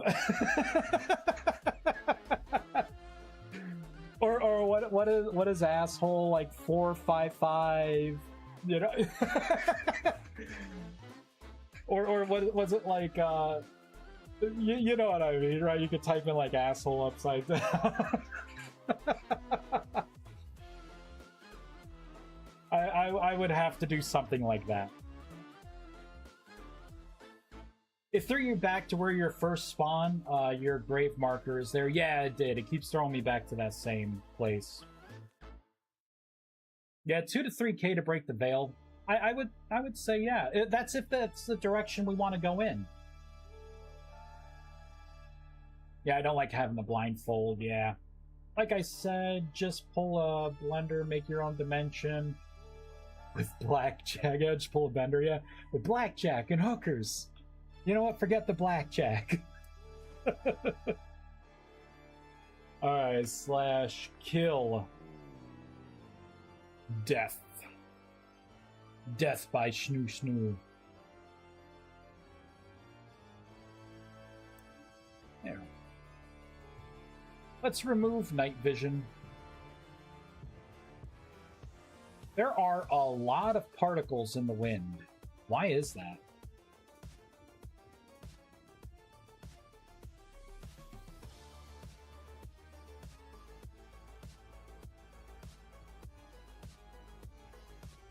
Oh, interesting. We're getting a bunch of shader issues here.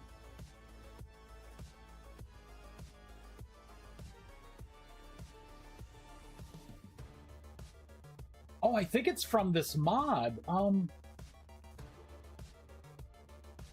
Looks like shader object comparison enabled with texture object 24 in a depth format by a shader that samples it with a non-shadow shade. So are they using like a shadow shader?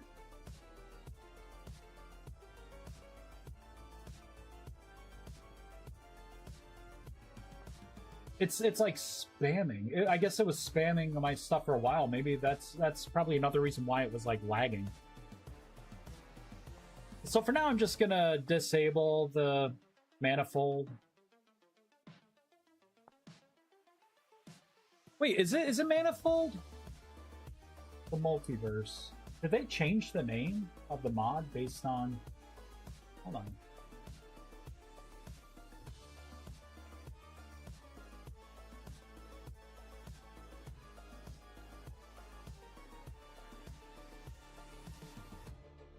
Oh, this is something different.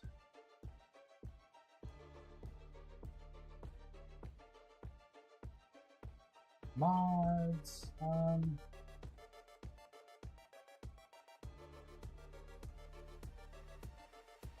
This is what it was. Hold on.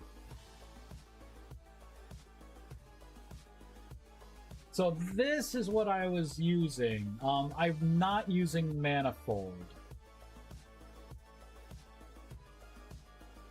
It was multiverse because when I went into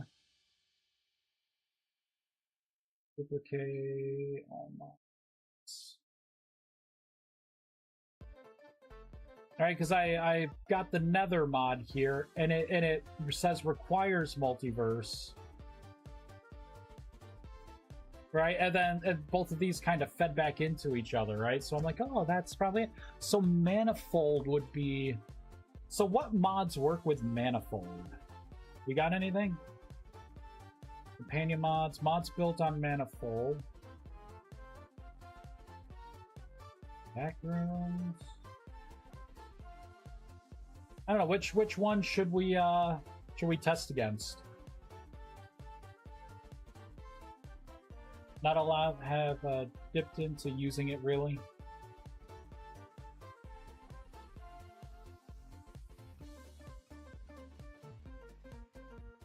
You know, part of me wants to, you know, I was debating on should I just have like manifold interactions to create my magic world? Or do I want to figure it out myself? So I wouldn't mind figuring it out myself. Zero harmony. Oh, I love it. Manifold, you complete me. Let's give it a try. What is this pocket dimension here? Pocket dimension. Wait, this looks more druid-like. But why don't we just... I'll download pocket dimension. Let's download manifold. Open mods folder.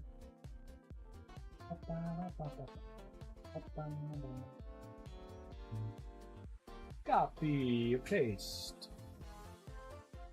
Refresh. Alright, there's manifold and personal pocket dimension. Wait, how do I go into a personal pocket dimension?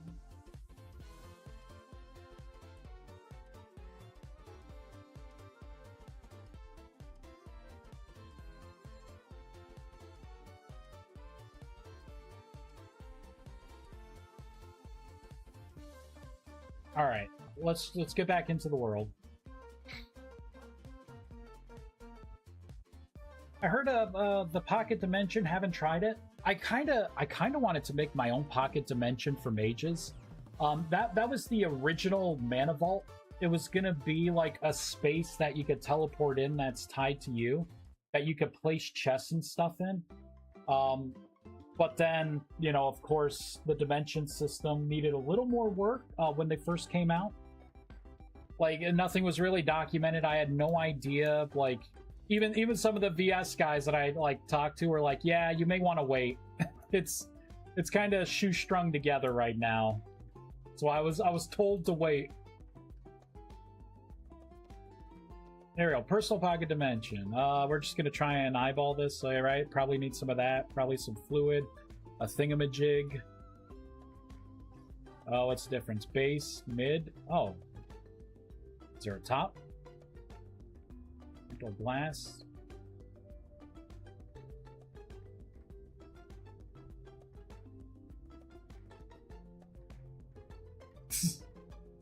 Say, what the fuck? Do I put this in? God damn it. How do I do this? Alright, warnings. We'll skip past those. Alright. Craft and place an S-pad to create your personal pocket dimension. Okay. Okay, so create and place. You need to wear the matching key to activate. Okay, what else do I do? Hold on. Alright, interacting with it opens a short-lived portal. Then, okay, when it's first created, creates control room. When you first activate, you receive... Okay, yep, I received a pendant. Only a player carrying or wearing the matching key can open the portal. Cool, cool. Your pocket dimension runs on temporal energy stored in the control room. I guess that's the bucket. Okay.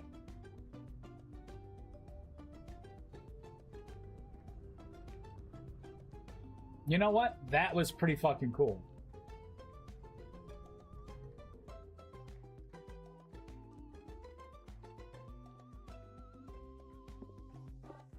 Cannot build or destroy? No! You know, I gotta say, this is pretty goddamn cool. Pull out a mana lantern so I can really see here.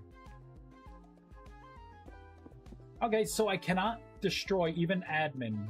Can I place things down?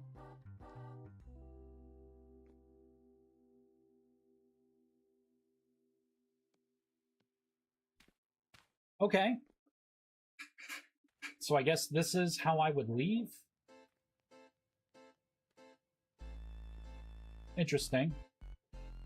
It's like a fucking TARDIS. I love it. Oh, that Z fighting. Oh, no. 9 out of 10. All right, let's pull out a gateway. See what trouble we can get into here. All right, let's get a keystone.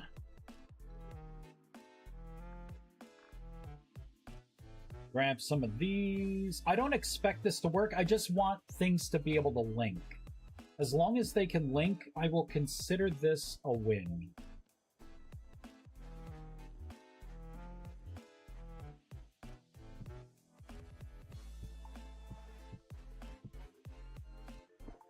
God damn it.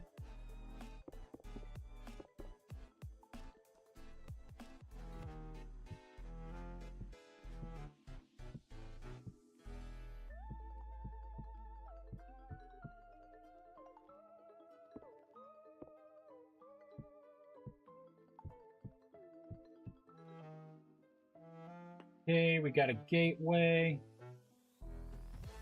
The hell? It's like teleported me around.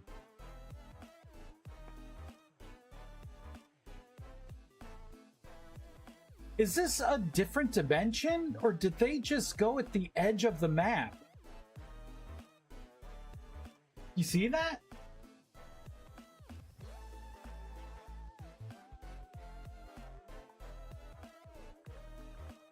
I don't know if I'm actually in another dimension or if it just teleported me super far away.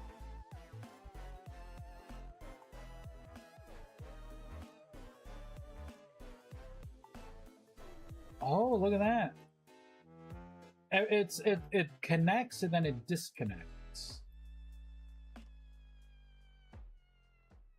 Yeah, try and phase through with fly.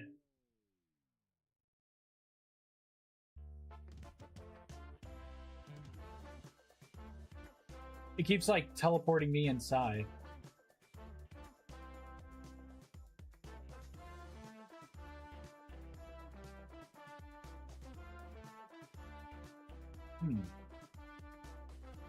See, it keeps bringing me back inside.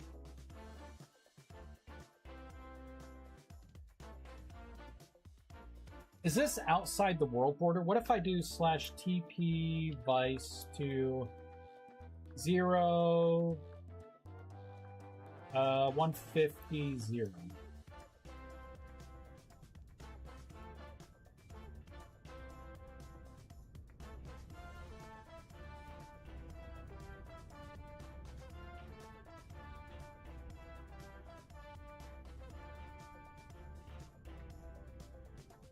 I'm stuck.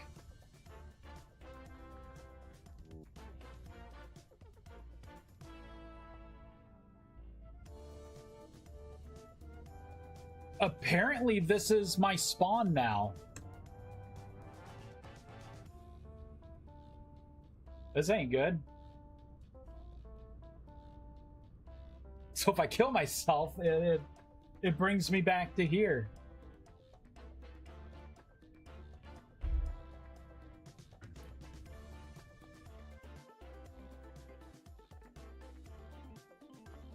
Strike one. All right, pocket dimensions. What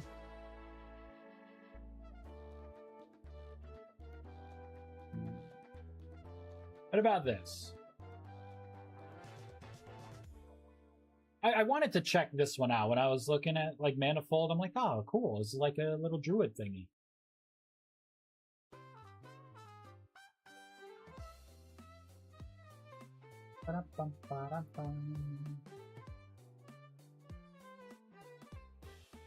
Let's try this.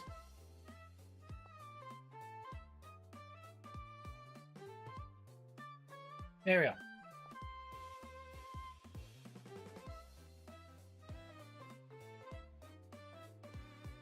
Well, time to climb the corpses of those who failed.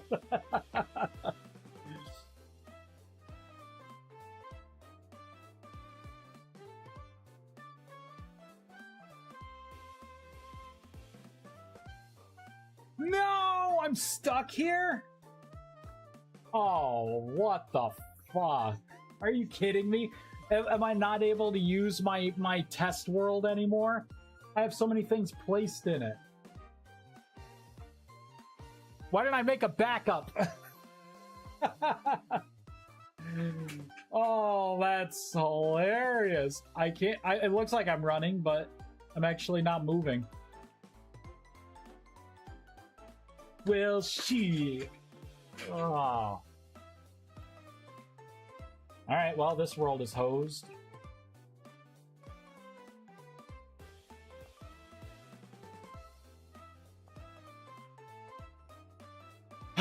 Goodbye, world. Delete! Create a new world. They may want to fix that. I mean, the place they brought me to looked cool. I can't complain, you know, with that. We'll see how this other mod is. Confirm. Oof. Got nervous there first. This world is already great. Whoops. Put me on a fucking cliff face. Great start. Great start. Alright. So what's this other mod? Do I make a sack?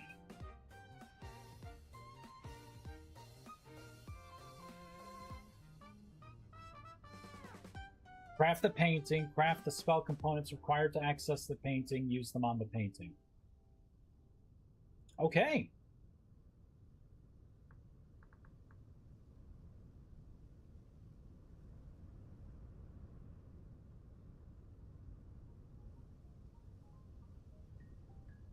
Is there a specific painting that is tied to this mod?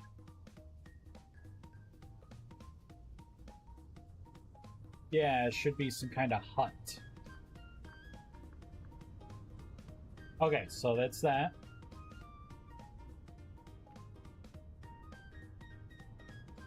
You need the secure shelter components to step through the painting.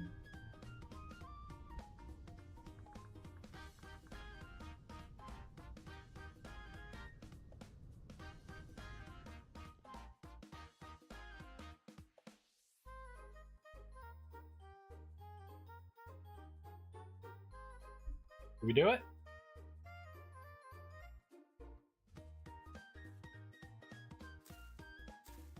Cannot build or destroy.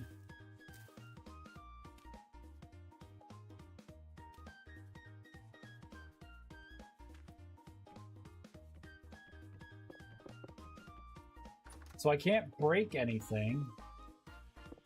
Okay, I can break those.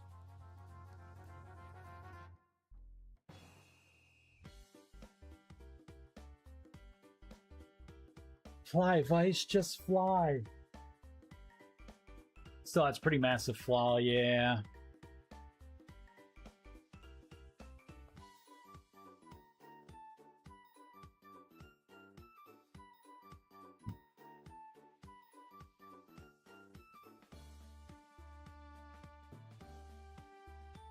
So it just, like, teleported me back?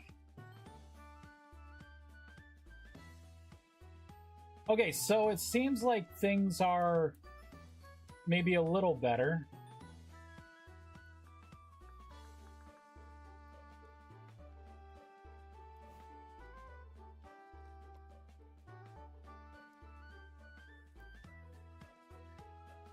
You know, before I do anything,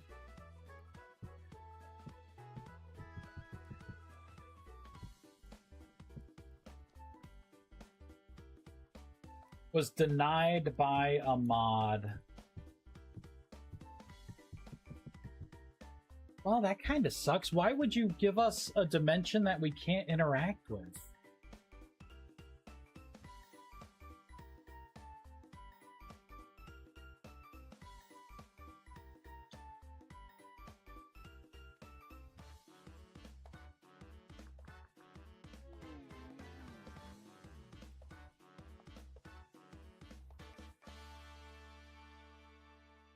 Wow. So if you die at all in this, like, this is what it does.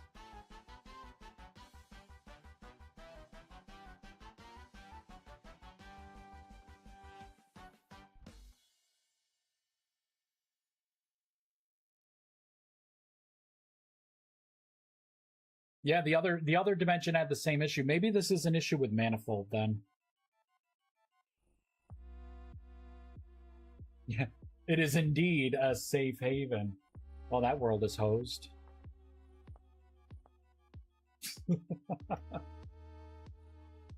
Oh.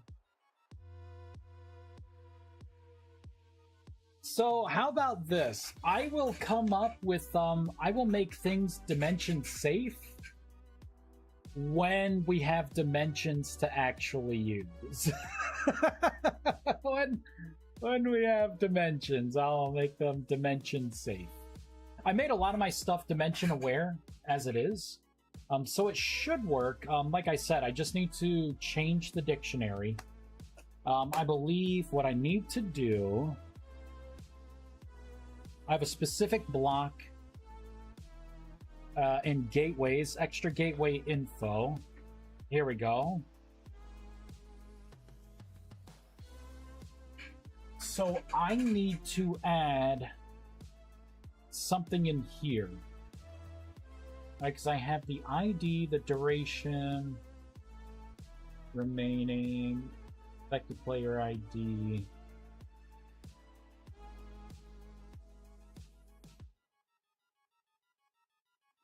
Where am I even using this? You know what? I'm not using this anymore.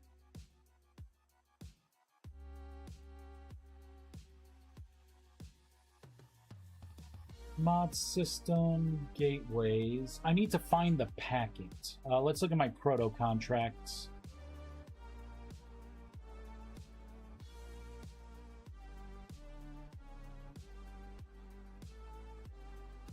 Right, so in the Keystone packet, I need to expand it. Actually, no. This I need to expand, right? XYZ, so I need the gateway XYZ and the destination X, or the destination dimension and the gateway dimension. You know what? Let's add those now. I believe dimension is a float.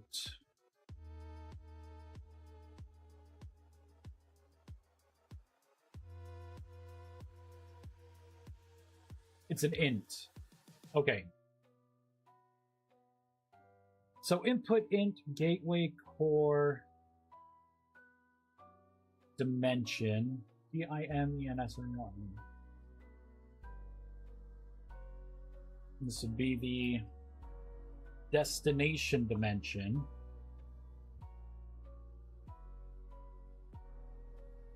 And then in here, keystone sync for destination position only. This would have to also have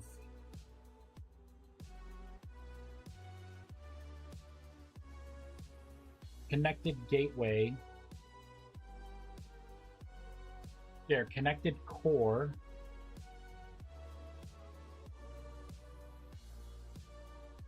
This would be destination dimension. And then for the registered gateway info, right, we would need dimension. And I think that's it for that. We would have to go into the helpers, right, and then do stuff from the gateway. So it would not be this tool, but in here,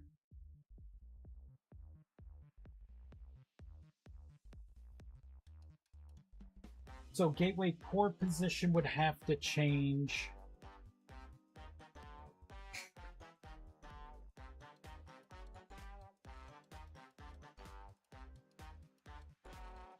So in here, I would need int gateway core dimension in.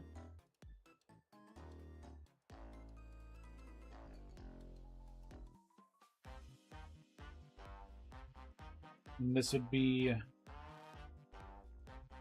destination dimension in. I would have to add the info in here, right? This would be input gateway core dimension equals gateway core destination dimension. In here, this would have to be input destination dimension equals destination dimension in. Here, let's just pop this out. In here, I'm going to have to do a similar thing. Copy, paste.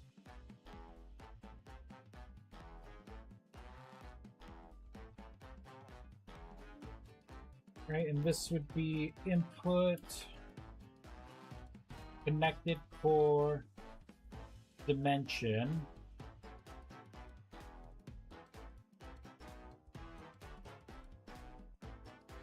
And that would just be core dimension. Let's paste int core dimension in.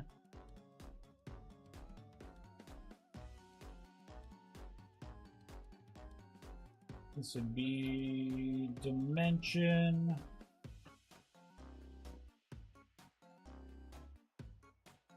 Dimension. And then that's just the synchronization, right? Right.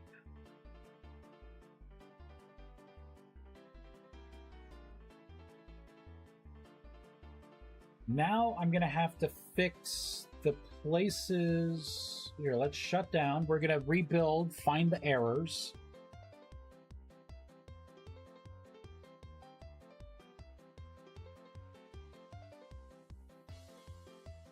Right, because now it's going to want dimension-specific inputs. This is in the GUI, so in the gateway pedestal. See, so this is going to have to change. GUI. So I'm going to have to make a fundamental change to this, right? Like, so I could maybe use block position, or I don't. I don't think I need to change anything in here.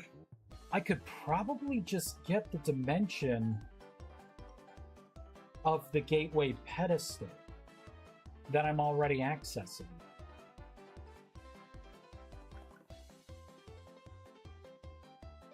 Right, so it would be this dot position dot dimension.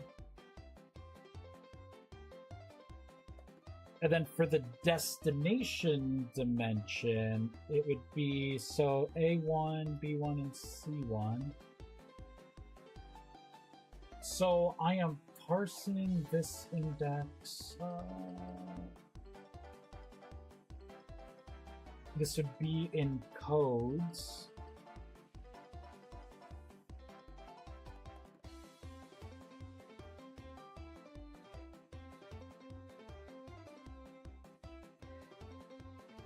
So that, getting the full dictionary. So I'm already storing block position in? Oh, past vice. Mwah. You beautiful bastard, you. Alright, so I don't have to change anything there.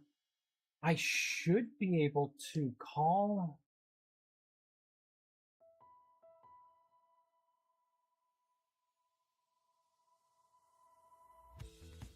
Duration change. So this is for the drop-down arrow. Okay.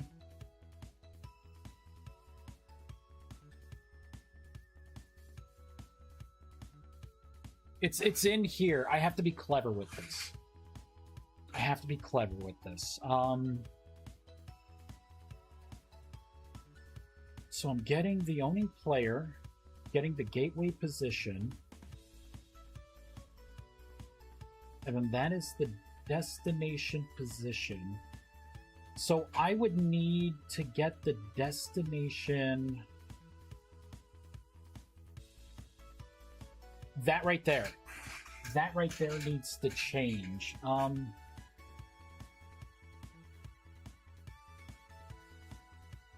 But I don't have...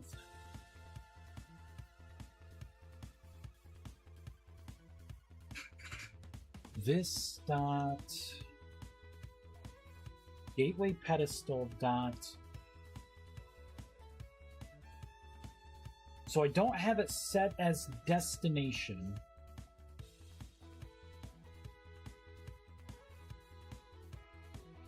Let's undo what I did here.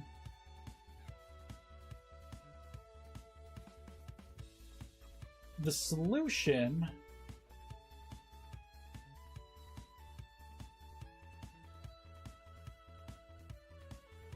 is going to be this dot dimension.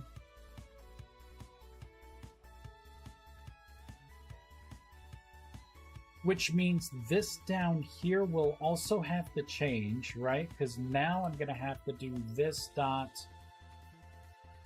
block entity position dot dimension.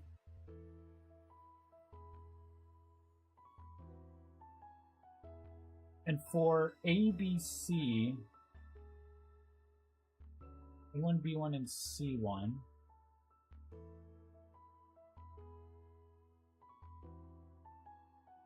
could just do this dot dimension.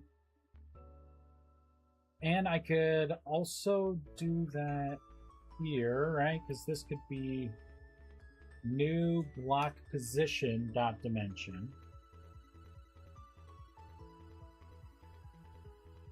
Because this is just a fancy wrapper for this. Really, this should be this. I'll use the wrapper.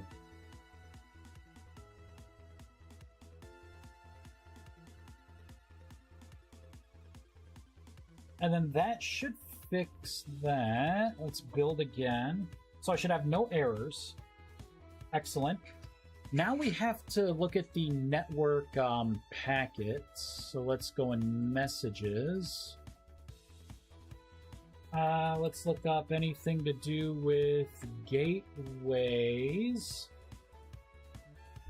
Right, so this is setting the destination.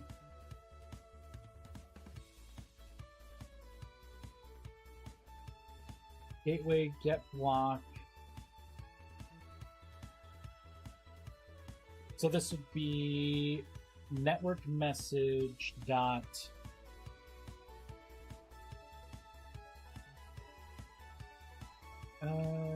input int gateway core dimension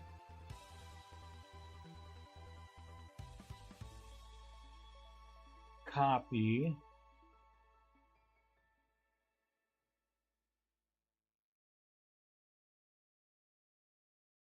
and it would be the same thing in here.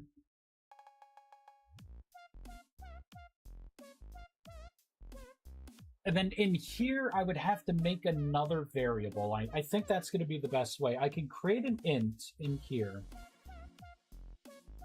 Let's do it now. Let me paste. This would be an int. And I could say current destination gateway dimension.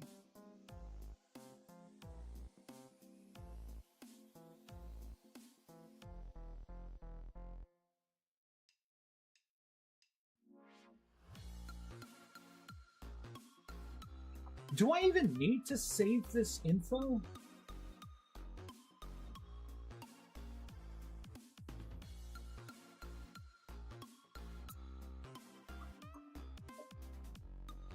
I don't think I need to save this info. What I could do is in initialize. I can do something as simple as this dot current destination gateway dimension. Oh wait, because this is the gateway. I should not be setting it here. I need to set this with the packet. I can do BES1 dot right current destination gateway dimension equals network message dot input int destination dimension, right?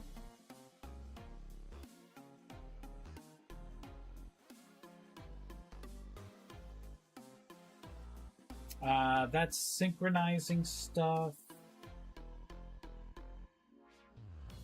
Okay. We're getting somewhere.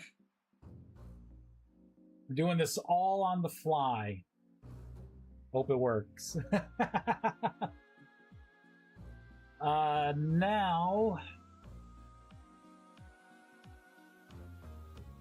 this is what it's going to tunnel back to. I'm going to have to get that destination in here.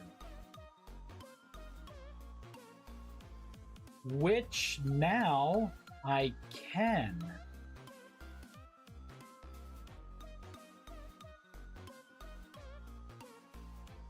Right? Because now I can call...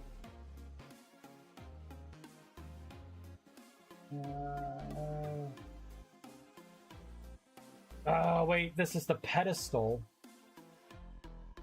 I need to get the core.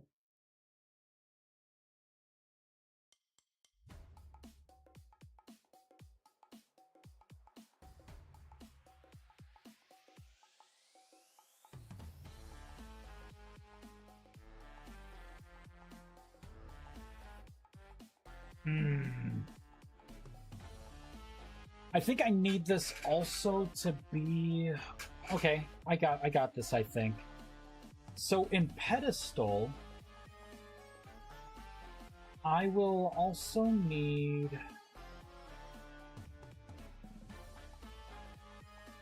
int... Instead of gateway, pedestal... Wait a minute, not in here.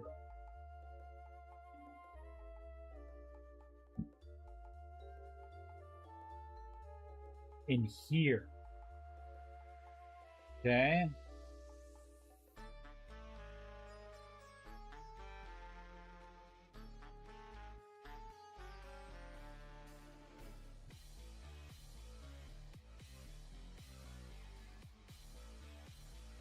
In here. This is where it is. Okay, so gateway core dimension.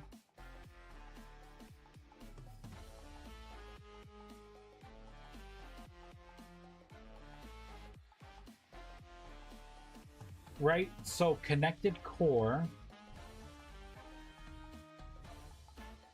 This has to change to be, I could actually just do this.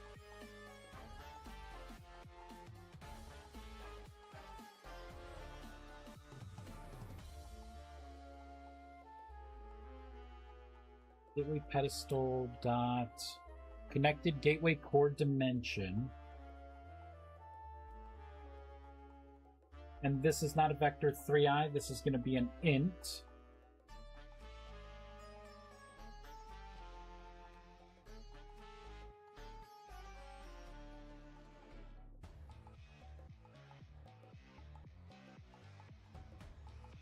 So this should be happy soon. Oh, it's... Wait, block position, X, Y, Z. Okay, there we go. Now it's happy.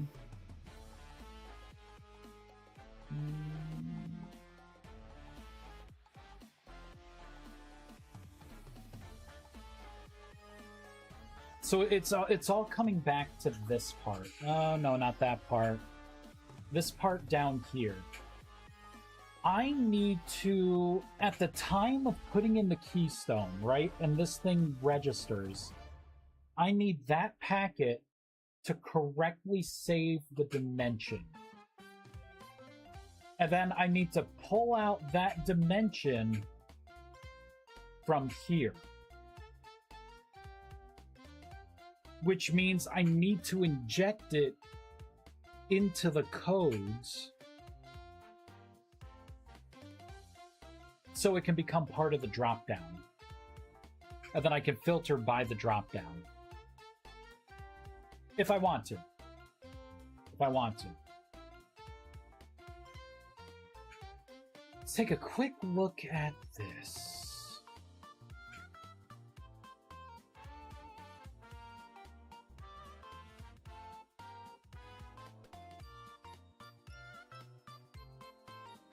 Block position.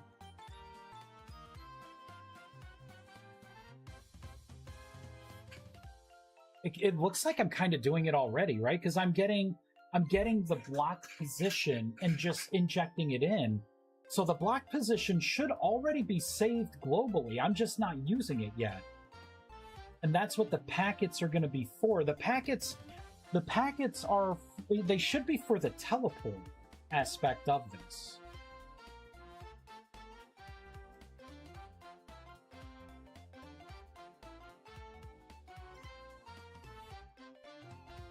Oh my god, I spelled teleport wrong. Oh my god. Alright, and I am looking for...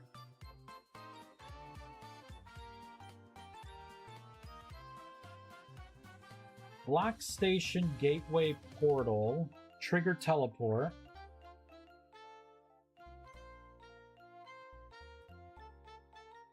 See, can't be that.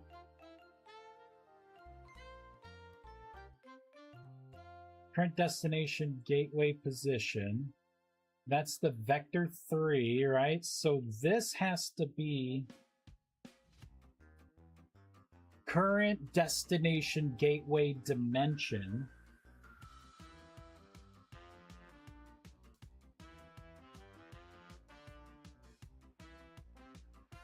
And then in here, I'm going to have to create...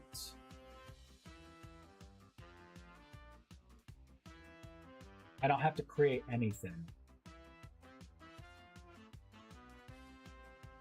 I need to remove this and just paste that in, right? Because it was taking this as a block position without the dimension tag. And since I'm building it with the proper dimension tag, then I just pop it in here. All right. Okay. And then teleport player. Let me make sure that it's just using this right.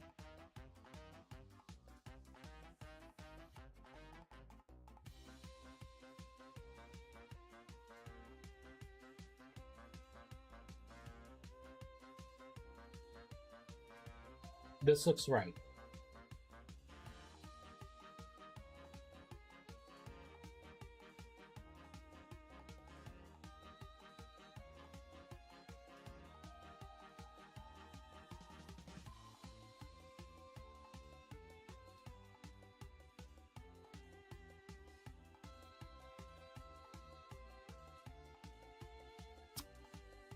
Teleport to double.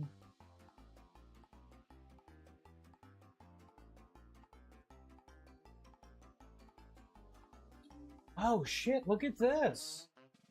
I don't think the game fully supports, does the game fully support teleportation between dimensions? Is teleport to doubles doing the XYZ? Is that why it kept screwing up when I died in that dimension? Because it was just teleporting me to my spawn location, and it wasn't taking in anything here. All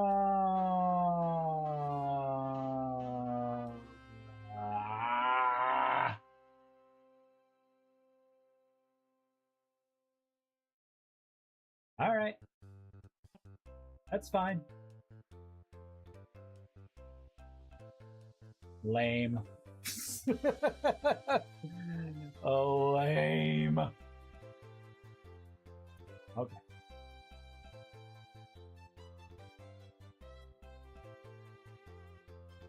So what I will do right now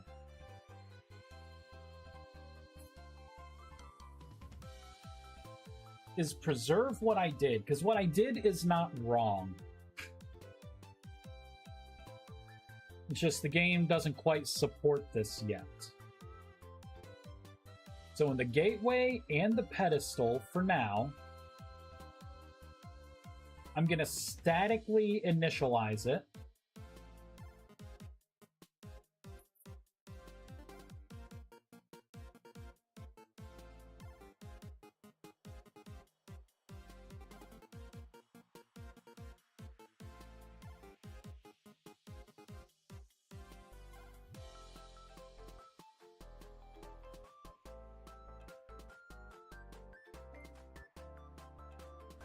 There. I'm going to statically just initialize it to 0. And then whenever the teleport stuff works, because if I try to preserve the 0 for now, like the dimension, it's not going to matter. until teleport becomes dimension aware. Came back to frustrated programmer noise is what happened. Oh, I found out that the base game's teleported. The reason why when I died in the other worlds they teleported me to correctly my spawn location, but there's no dimension field in the game's teleport. So it was teleporting me in the same world to my spawn location. So this needs to enhance here. So they need to add a spot for dimension, and then in here,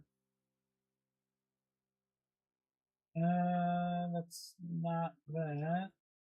They will need to add something extra in here, right? Another line to take that dimension and then do like position, something in position, like so position dimension equals, you know, the dimension.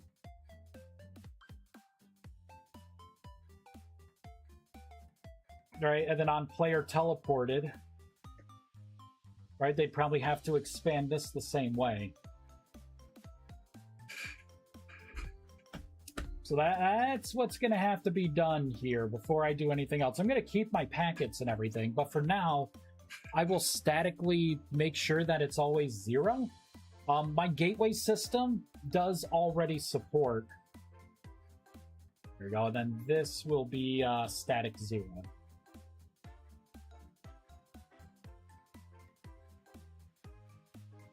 Perfect. So when that works, my gateway stuff, like it already stores the positions, the block position. I would just then change this to actually using that position. Because right now, if someone tries to use a gateway, it's gonna screw up something for people in another dimension. At least this will default bring you back into the main world. Now that would explain a few things. Think the other mods authors will realize stuff. They probably already know it. For all I know, they probably already talked to some of the guys in VS, some of the people, and yeah. It's probably on the radar.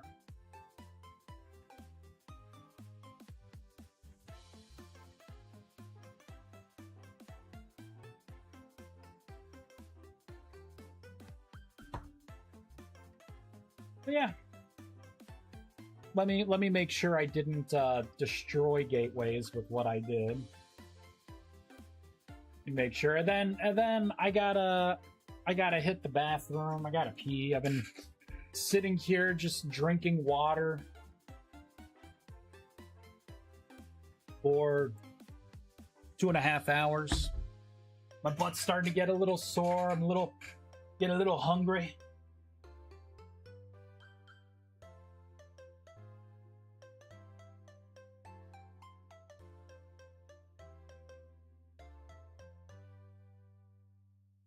All right, gateway. I'm greatly debating on placing an item down and then having it auto-build a gateway. I'm starting to get lazy. I'm doing this too often now.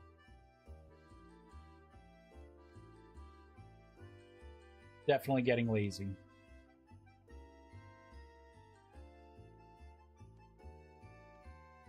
Let's grab that. Grab that. The stairs.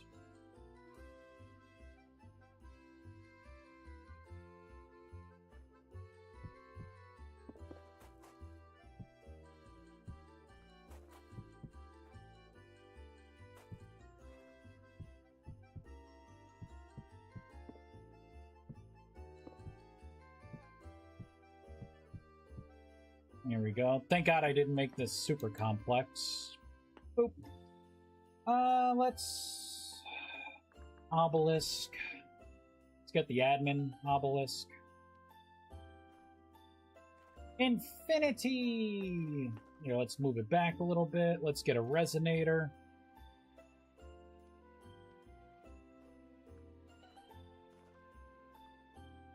Link you. There we go. Place this in right there. Perfect. We got a keystone. I will call this Area 1.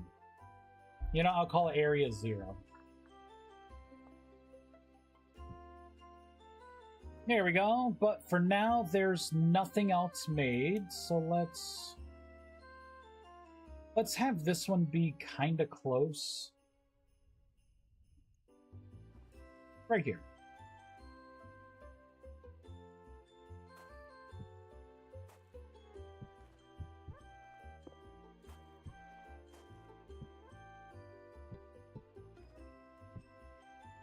Oh.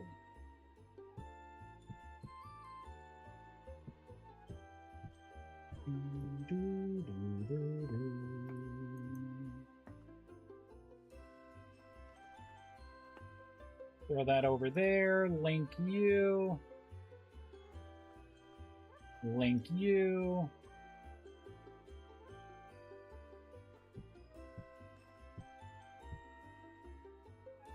Oh. Oh. Ha. The frame's not done. There we go. Keystone.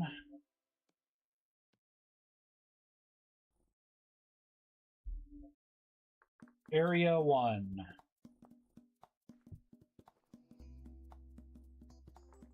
There we go. The teleport. Excellent. Pop it back over. Alright, so Area 0 to Area 1.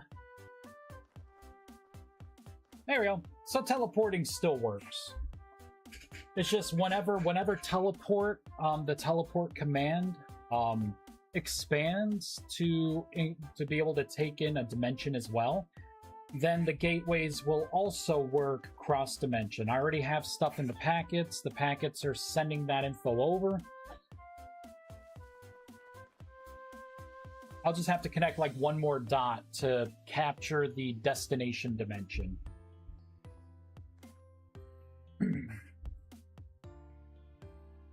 I mean, I wouldn't be opposed to something late game to just drop down a gateway. Could make it potentially foldable for a wow factor. Yeah, right? I can do that. I'll probably end up having an admin item that does that. Just because I hate building this stuff out. And if I do it for that, I'll also do it for the Oculus as well.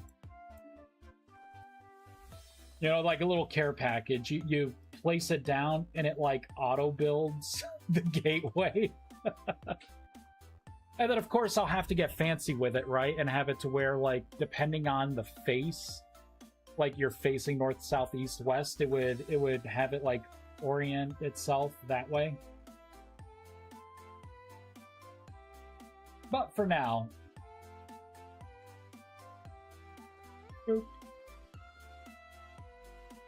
it is indeed working.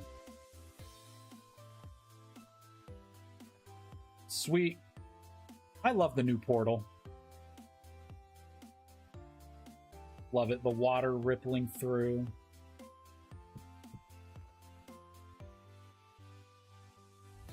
So cool. All right. I need a break. And I'm going to have to work on the tree ant as well. The next alpha is out for people. Anyone who wants to help me out, like, playtest the alpha, you just reach out to me on Discord. I can give people access to it. Right now, the big things that I need tested is going to be gateways again. But rituals. I need to make sure, because I redesigned all the rituals, I need to make sure that the rituals still work. All the rituals still work.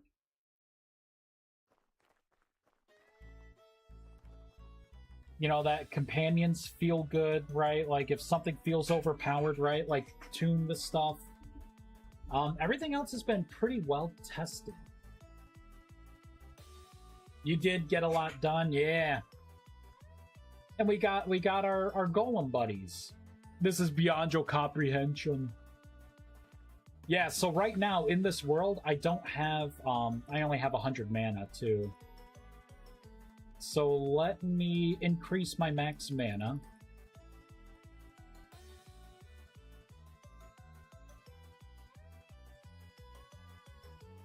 $325. Perfect. There's an admin block. Let's get all my mana back.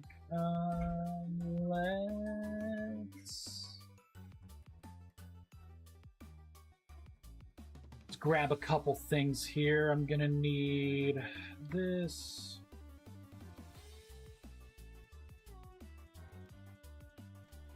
Look at that elemental.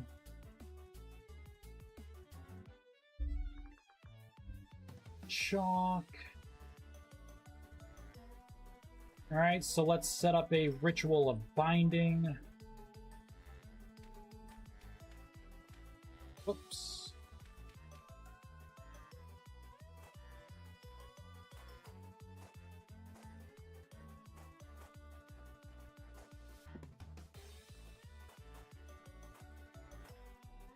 There we go.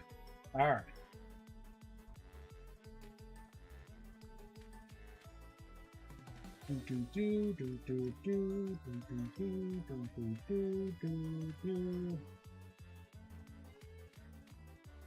I need some mage candles.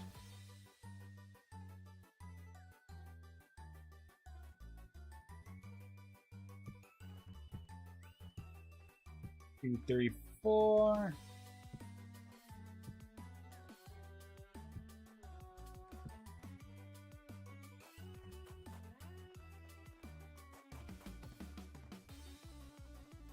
Alright, let's get some mana torches. You know what? I need to test mana lanterns. Make sure they both work. I know they work. Mana torches work. I have not tested lanterns yet. Here we go. Alright, one charged animus soul.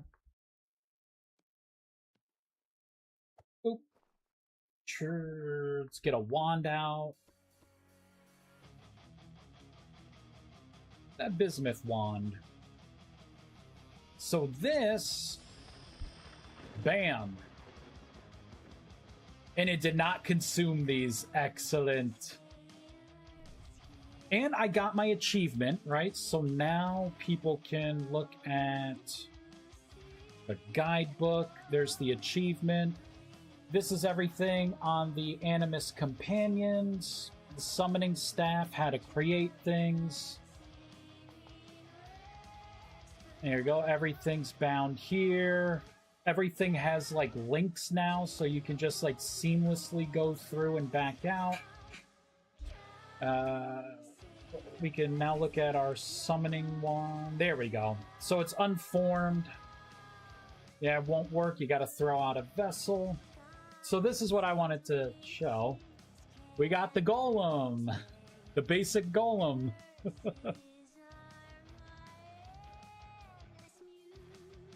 Bound Animus. I forgot that's what the default is. Let's change the name to... I want my name to be Spaghetti. What am I hungry for? Ah, man, I could use a good cheeseburger.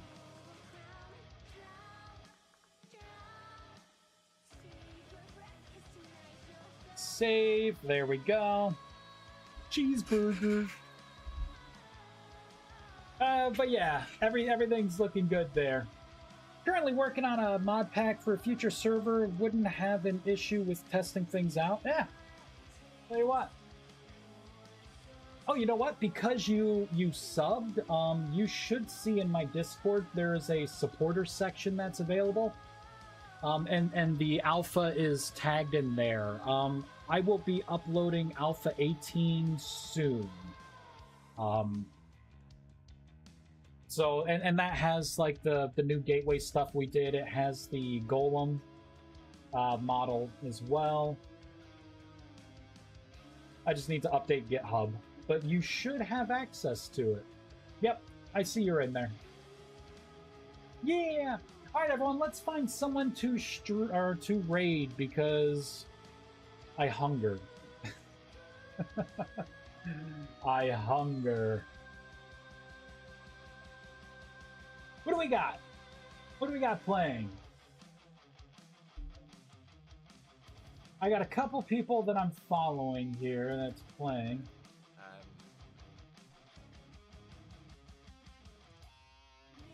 And we will raid this individual. / raid.